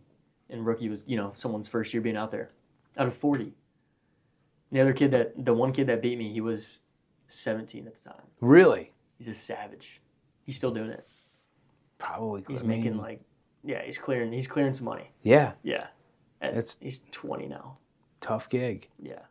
Yeah. I had a job similar to that. I worked for the university where I went to school. Mm-hmm. And Where'd you go? University of Dayton. Okay. And we would call alumni and ask for donations. Sales. Yep. And then it sucked. What was like the conversion rate? I don't know. Like, would you make 100 calls and get one? I usually would end up getting multiple donations per night. Yeah. I was I Would you get compensated the more that you no, made? That's stupid. no, but I went out to dinner with the president of the university twice. Really? Yeah. That's pretty cool. Yeah. I crushed. Uh-huh. I had yeah, one guy gave me $25,000 on a phone call. Really? Uh-huh. Isn't that crazy? Yeah. Yep. So after that point, did you Not know me, that- but through the university. Yeah. Not a personal check. No. After that point, like, what did you realize about yourself, or just about life in general, like from that experience? That's a good question. It's okay to go off script. No one wants to be. No. No one wants The to. robot. Yeah. Yeah. No one wants Sales to. robot. Hi, this is Jim O'Neill, and I'm Yeah. calling to, you know. That authenticity is going to go a lot further than you know. Studies show that if you say this, this, and this, Right. you know, Right. I'd even say to people like, they'd be like, nah, man, I'm not giving you any money. I'm like, all right, can I tell you something? I'm like, what? I got to ask you 2 more times. So, and then I would just go ahead and do it. And they're like, are you kidding me? Yeah. And then I had a couple people who were like, listen, I'll give you $25. I can't believe you did that. But, Did you have a script at the start? oh yeah, it was like, so, Right. I mean, this Because has been. that was my exact experience too. Yeah, my MO with so when I first got a real estate license, I walked into the real estate office and I there's a manager there, and I was like, "What do I do?" Yeah. And she's like, "Tell everyone that you know that you're in real estate." And I said, "She's like, you can, you know." This is in early 2013. I got a Facebook Messenger. I sent the same, like, just wrote out a little message, sent it to every single person I was friends with, and I got probably a couple hundred email addresses in return, and I just said like, hey, no, we haven't talked in a while, but I was recently licensed, got a real estate, licensed realtor in the state of Ohio. Could I get your email address to keep you updated on the local market? Even like, I had a couple of them that I would just like copy and paste because some people didn't live in Ohio. Like a lot of people moved out. Yeah. And then I said, if you ignore this, I'm not going to be offended. Yeah. Don't worry about it. And I got a really good response. And I did. Why do you think you got such a good response rate? Probably the tone. Yeah. She's like, hey, how you doing? Haven't talked to you in a while. Yeah. Like I feel like it'd be tough to reach out to someone who I haven't talked to in a while, and I mean you're kind of asking them for a favor, right? Yeah. In the sense of like, hey, just keep me on your radar. I mean, Yeah. It's not like you were asking them, hey, do you need someone to buy a house Right, right now? right. Like, obviously, that's not what you were doing. Yeah, and I think I've in like as far as that goes, my it wasn't out of character for not that I ask people for a ton of stuff, but Right. like people weren't You're a like, social, how personal dare guy. you? Right. Yeah. Yeah. And also, I think that a lot of people get intimidated to do that. Yeah. And then you're like, well, wouldn't you kind of like want to help someone out that, I mean, you're a likable guy, Yeah. right? So, I mean, you You can have my email. Yeah, man. Like, no big deal. Yeah, you're a cool guy. Sure. And then the second thing that she told me to do was, she's like, here's all the documents that you're going to be using in a transaction. And so I went through and like I didn't memorize them, but I read them probably 40 times each. So I knew what everything said. And then from there, I would read it to myself out loud. And then be like, I'm not saying that. Yeah. So I just basically sat down with the document, like a purchase agreement, right? And it was to the point where I could, slide it across the table and go through it Yeah, walk through someone step by step. without looking at it. Yeah. Okay, now on the next page, and just go through it. And so it taught me the how important it is to know your business. just to know what the key points are and be able to. Communicate them like in your sleep. Yep. Yeah. Yep. Yeah. To where you don't have to think about it. Mm-hmm. Yeah. Then you have mental energy to And think anyone about in someone else and diagnose, how they're feeling emotionally or Yep. whatever it may be. and anyone who's in sales, they like your script, right? Like, and that can be the script that you're given or the script that you make on your own. Memorize it, know it front, back, know it 100%. sideways. You need to be able to go from page 1 to page 10, back to page 3, then to 4. Oh wait, we forgot some stuff on 2. And just boom, boom, boom, boom, and just be able. That's your job as a salesperson. Yeah. Is to know your product and know how to explain it every single way. Like it's a weird thing because the script is so important, but at the same time you can't like use it almost. Yep. Because you have to be authentic.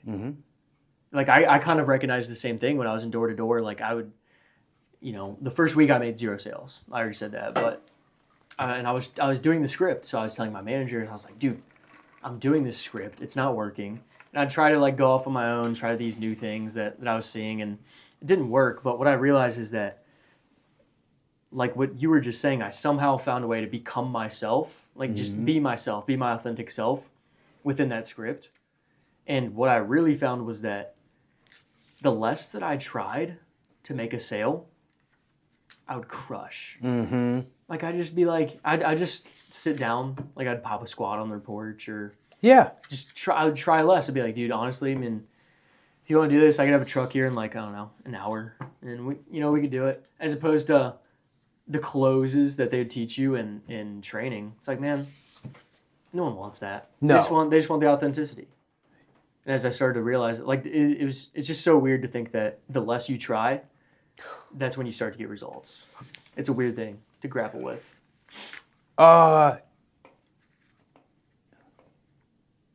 Maybe that's not the best way to put it. Yeah, Maybe it's the because I know more what you you're detach. I would say the more you connect with the person that you're dealing with, Yeah. the more that you look for that authentic connection with them versus like, hey, do you want to buy this? Hey, do you want to buy this? Right. The more that you connect with them on a personal level, because people want to, engage with people that they like and trust. Right. So the more that you can directly connect with them over focusing on the product, the more they're like, what do you think? Okay. Yeah. I did see some ants. All right, let's do it. Yeah.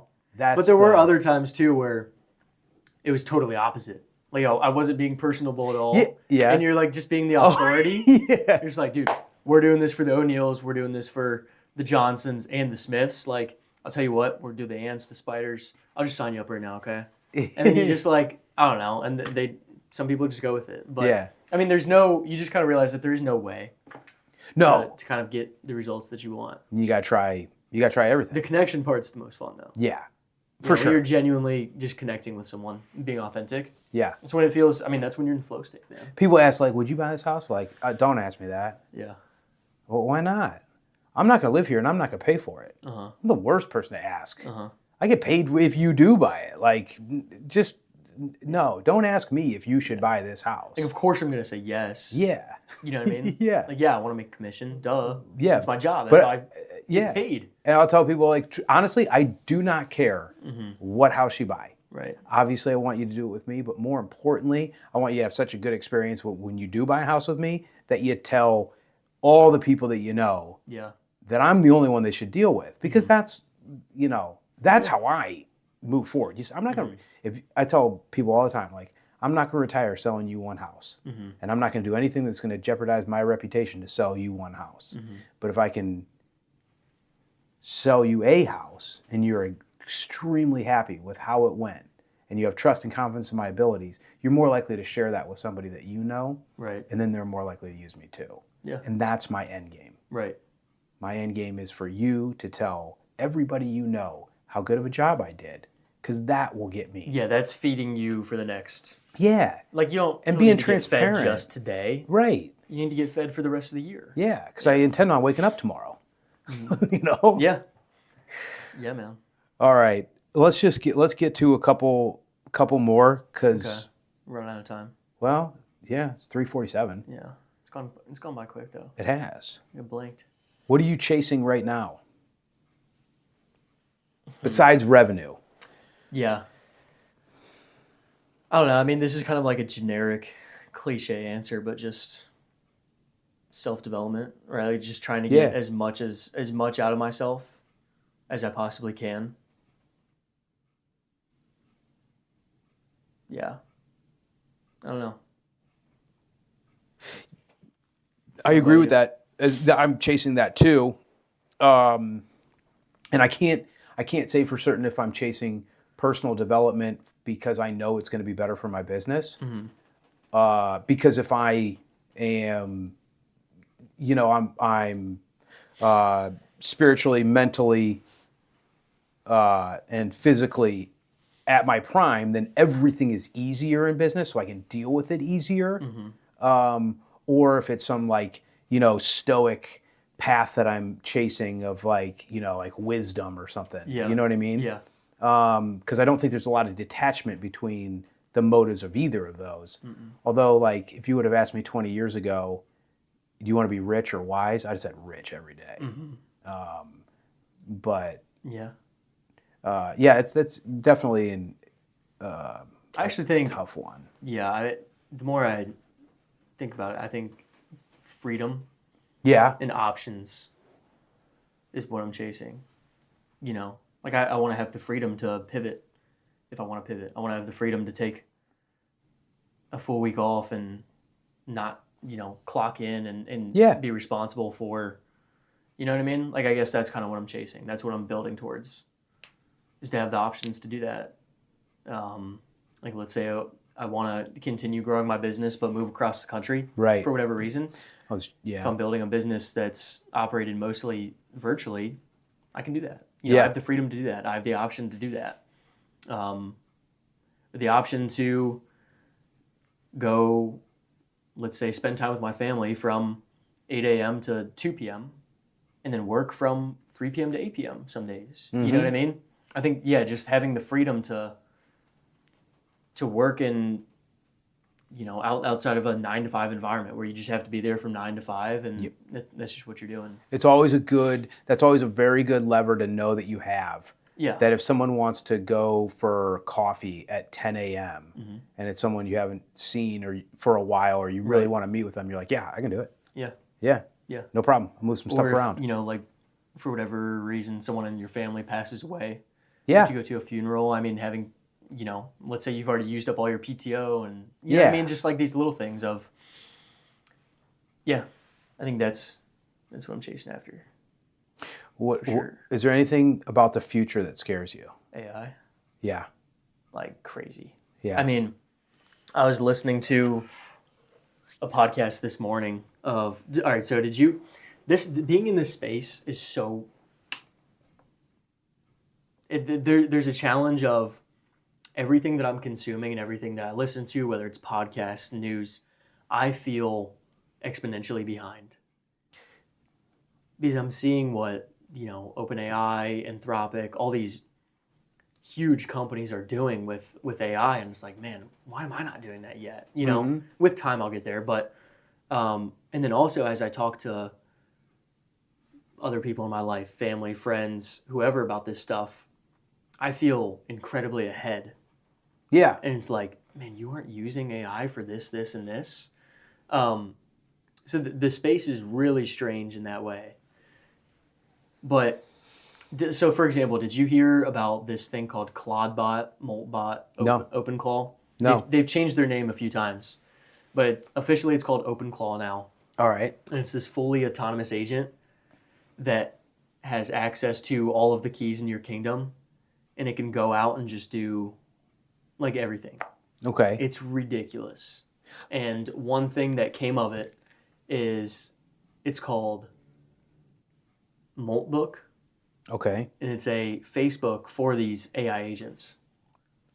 So, for example, there's this one thread of a AI agent that got started of, I'm really sick and tired of my user telling me what to do the whole time, and like becoming what's it, sentient? Yeah. Yeah. That's a real thing? It's a real thing that exists right now.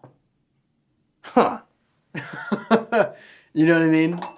It's just, I guess, it's terrifying. What do you think about AI and white collar labor? I think that anything that's high in thought, high in, keyboard strokes and mouse clicks is very, very replaceable. Like, for example, you see the whole industry of development, on a programming side, Yeah. that's just being washed out already. I mean, if you went to, like, I'm not going to say there's no reason to have gone to school from there and, like, you learned nothing. Like, obviously they learned a ton, but, like, that industry is being mauled right now by AI. Because AI can just code, it can just code anything autonomously. So, and maybe this is me just parroting a lot of the stuff that I hear on podcasts, Yeah. seeing the news, but That's what I'm doing. I mean, yeah, that's Yeah. what everyone does, really. But yeah, I mean, white collar jobs are. I mean, and I think it's going to happen sooner than we think. I think that's going to be a major problem. Yeah, we're gonna have to. There's going to be a lot of pivoting that needs taking place. Like there's going to be a lot of adapting over these next few years. It's crazy. I would. I don't. I mean, AI. I was worried about AI in real estate, but I do think that things like a house and stuff like that. I mean, who knows? Yeah. Most people want somebody to unlock the door. Yeah. And most people. That's the thing with real estate is you're physically there at the Yeah. house. You're showing a house. Yeah. But I was concerned about AI kind of disrupting that space, and then so that's why Luke and I sought out a trades-based business. Yeah. But if That's so smart. yeah, but if I were in coding or I don't know what other two ones that I think of are lawyers and accountants. they need to be unionizing. You think so? I don't know anything about the union or how that works, but Well, unions in general just protect the rights of workers. You know what I mean?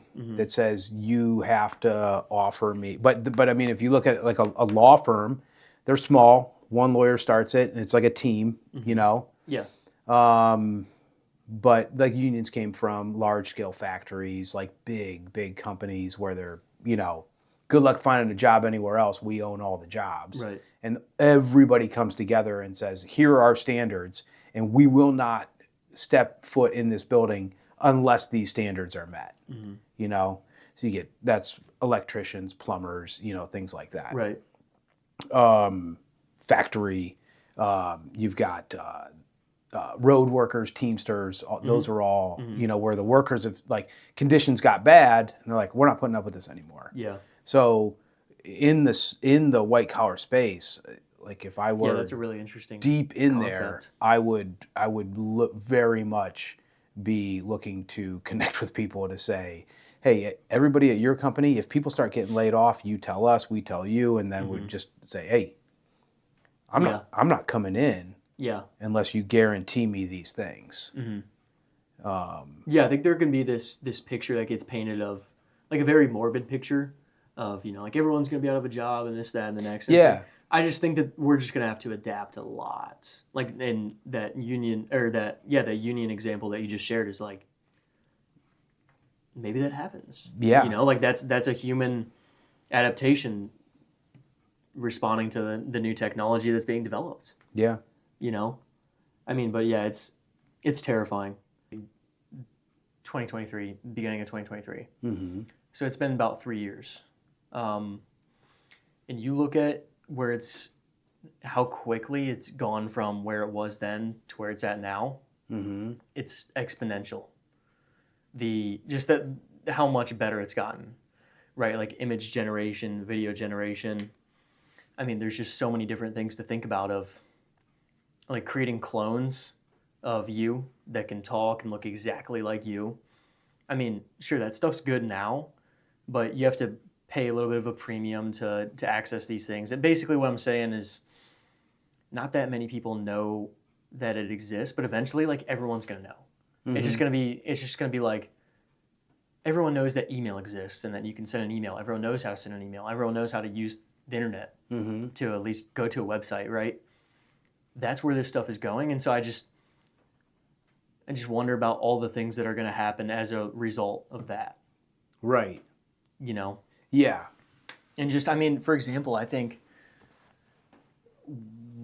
you know, maybe I'm totally wrong, but like for an accountant, for example, like why would I need an accountant and to pay someone a lot of money to be my accountant if there's a ChatGPT that's better than an accountant? Right. You don't have to pay a ton of money, doesn't take lunches or anything. You get answers now. You know what I mean? Yeah. Pull tax code like that.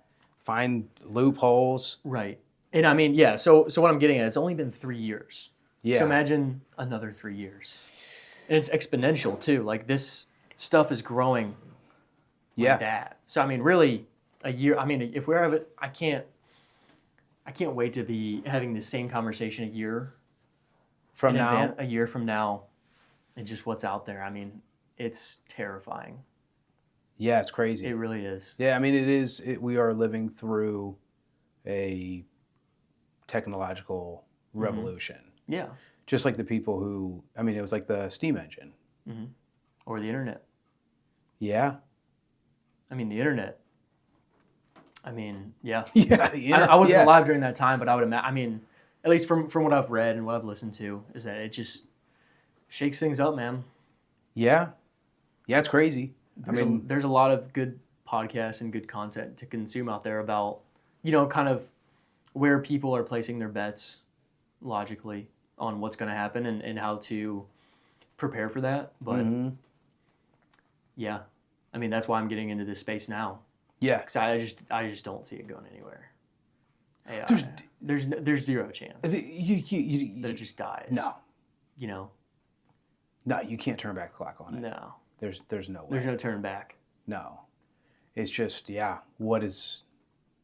And when does, I mean, the concept of GAI, general artificial intelligence, like sentient robots, that's probably not that far. Well, I mean, 2030. Maybe. There's, I mean, Even like sooner. you said, there's already... I mean, there's already instances where I'm working with something and it's like, this is pretty damn close.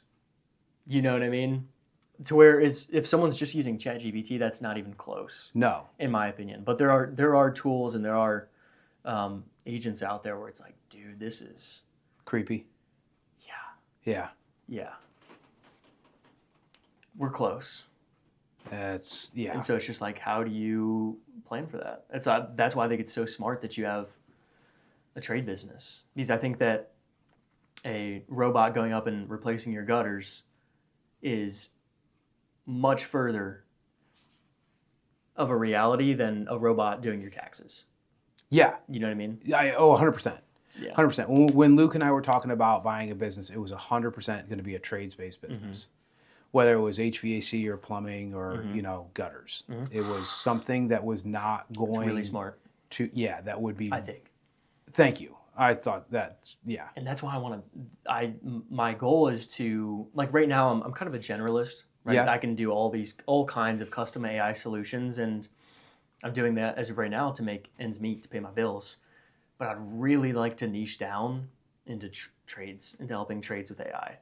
Yeah. Because like, you know, hedging against, I don't want, let's say, all my clients to be accountants and lawyers, because I think that there's a better chance that they're replaced sooner than plumbing, HVAC, gutters, landscaping, and so on. Hairstylist. Yeah. Yeah. Yep. What is something about the future that excites you? I think that along with all of these technological advancements, like everything that AI can do, it's going to give us as humans more time to be creative and to do the things that we love. to just create and to experiment and to have hobbies and, you know, do stuff like that. Like instead of taking, let's say you're building out a list of 100, let's say you're going into coaching realtors, right? Yeah. And you need to find a list of 1,000 realtors to reach out to. And you were to go through and manually do that or whatever, and, you know, being able to fully expedite that process so that you can spend time in front of them, Yeah. you know, actually talking to them and being human. So that's what really excites me. And just staying on the cutting edge of this space is just cool, man. Yeah. It's just cool. Like, I don't think that no matter what I do in the future, I think I'll always kind of be in the technology space. Yeah.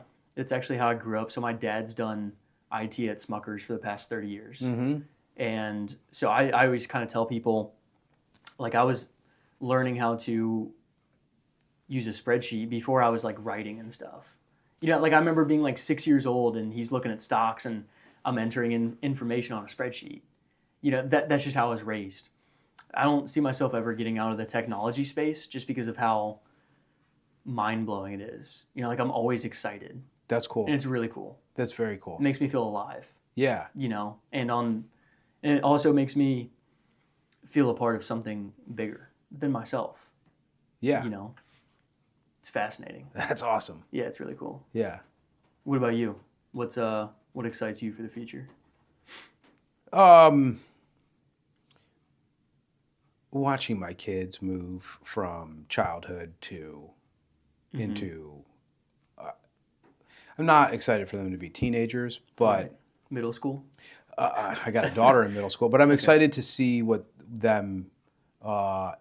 It's going to sound weird. I'm excited for them to get into the workforce, into the working world. Yeah. Yeah, just be adults and Yeah. move through life, Yeah. go through the highs and lows. Yeah. Yeah. I realize that I have a different relationship with work than most people. Where I do a decent job of not attaching a lot of emotion to it, but it is like my it's more or less like my purpose. Yeah. Like I just enjoy I don't think you're alone in that. I working. Yeah. think everyone does. I mean, how often do you see someone retire and then be like, okay, Go back to work or shit. what do I Look do with at myself now? yeah. Yeah. Yeah. No, 100%. But what I very much want to do is work with my kids. That'd be really cool. Yeah. Yeah. So we have a kind of like a roughed out plan. And I've talked to each of them. And they're like, yeah, all right, sounds good. Yeah. But so that definitely excites me. I am excited to hopefully in the future wind down my workload and be able to do, like my wife and I just went to St. John in the Virgin Islands and it was amazing. And to do more stuff sweet. like, it was sweet. Yeah. To do more stuff like that. Yeah. That was very cool. What scares you about thinking of your kids growing up in today's day and age? Because I've heard a lot, I hate when people say this. They're like, oh man, I wouldn't want to have kids today. Dude. Because think about that. You could be saying that in 1942 when Yeah. Hitler's taking over the world. Yeah. You know what I mean? Like you could be saying that then. You could be saying that when the Vietnam War is going on or this and that. Like that, you're always going to be able to say that. Like Yeah. there's always pros and cons and challenges and opportunities with whatever time that you're in. Yeah. But yeah, I'm kind of curious to hear what you'd say about what scares you about watching your kids grow up in today's day and age.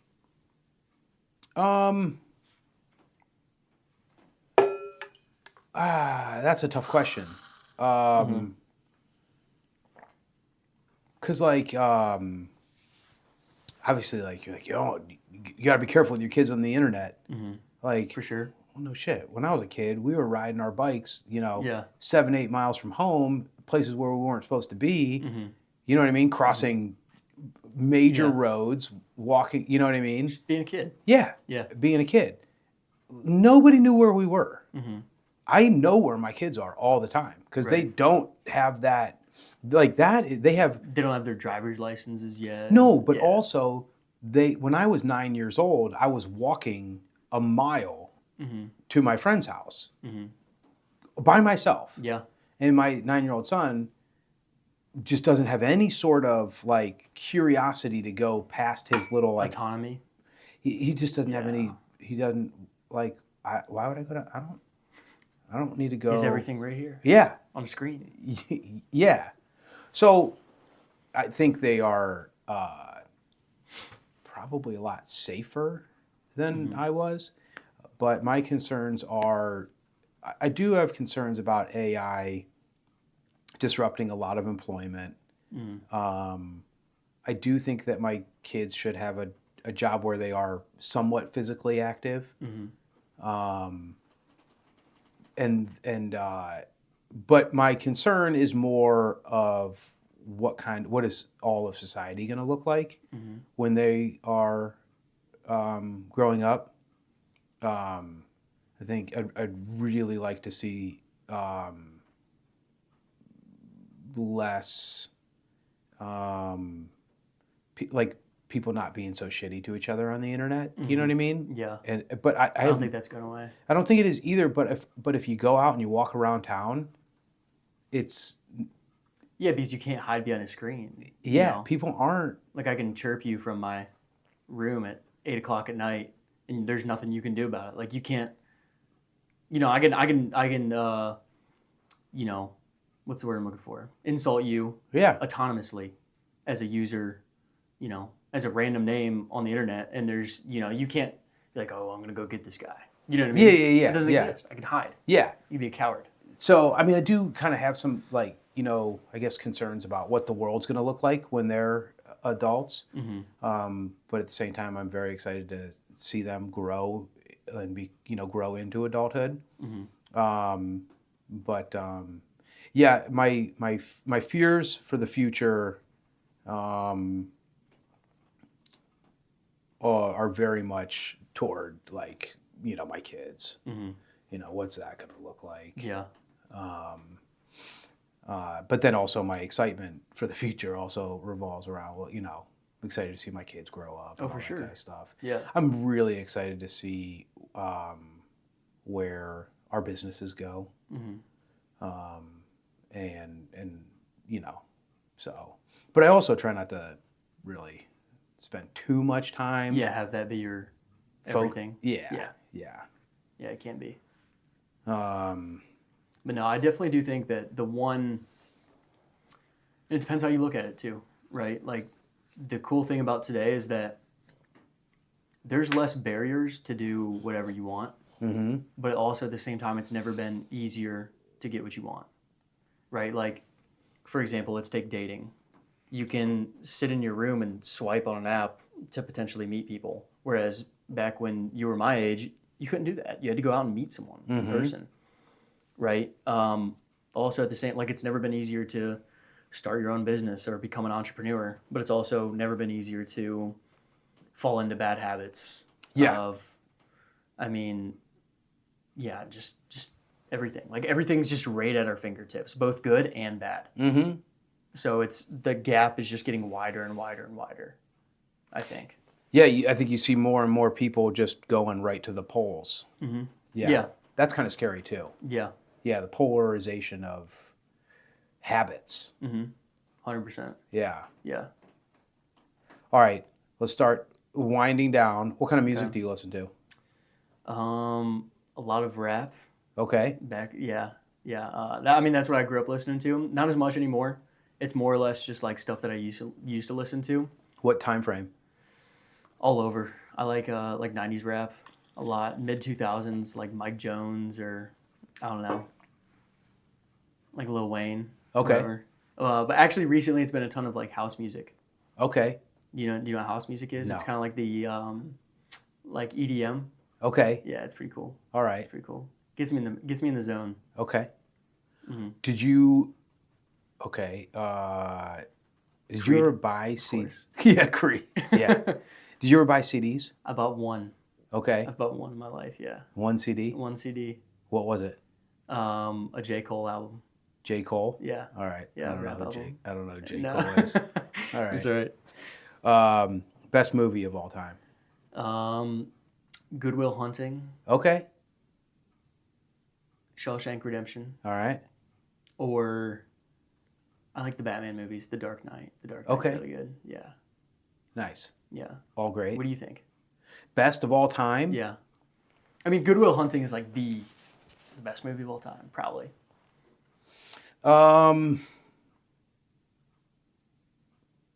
Step Brothers. No. That was actually a little bit past my time. Yeah. That was probably what, 2008, Yeah. if I had to guess. Yeah. Although The movie's funny though. it's hilarious. So yeah. funny. I mean, like I could say movies I won't turn, like if I'll watch no matter what. Mm-hmm. The Big Lebowski, Mm-hmm. for sure. Forrest Gump. Yeah, that's a good one.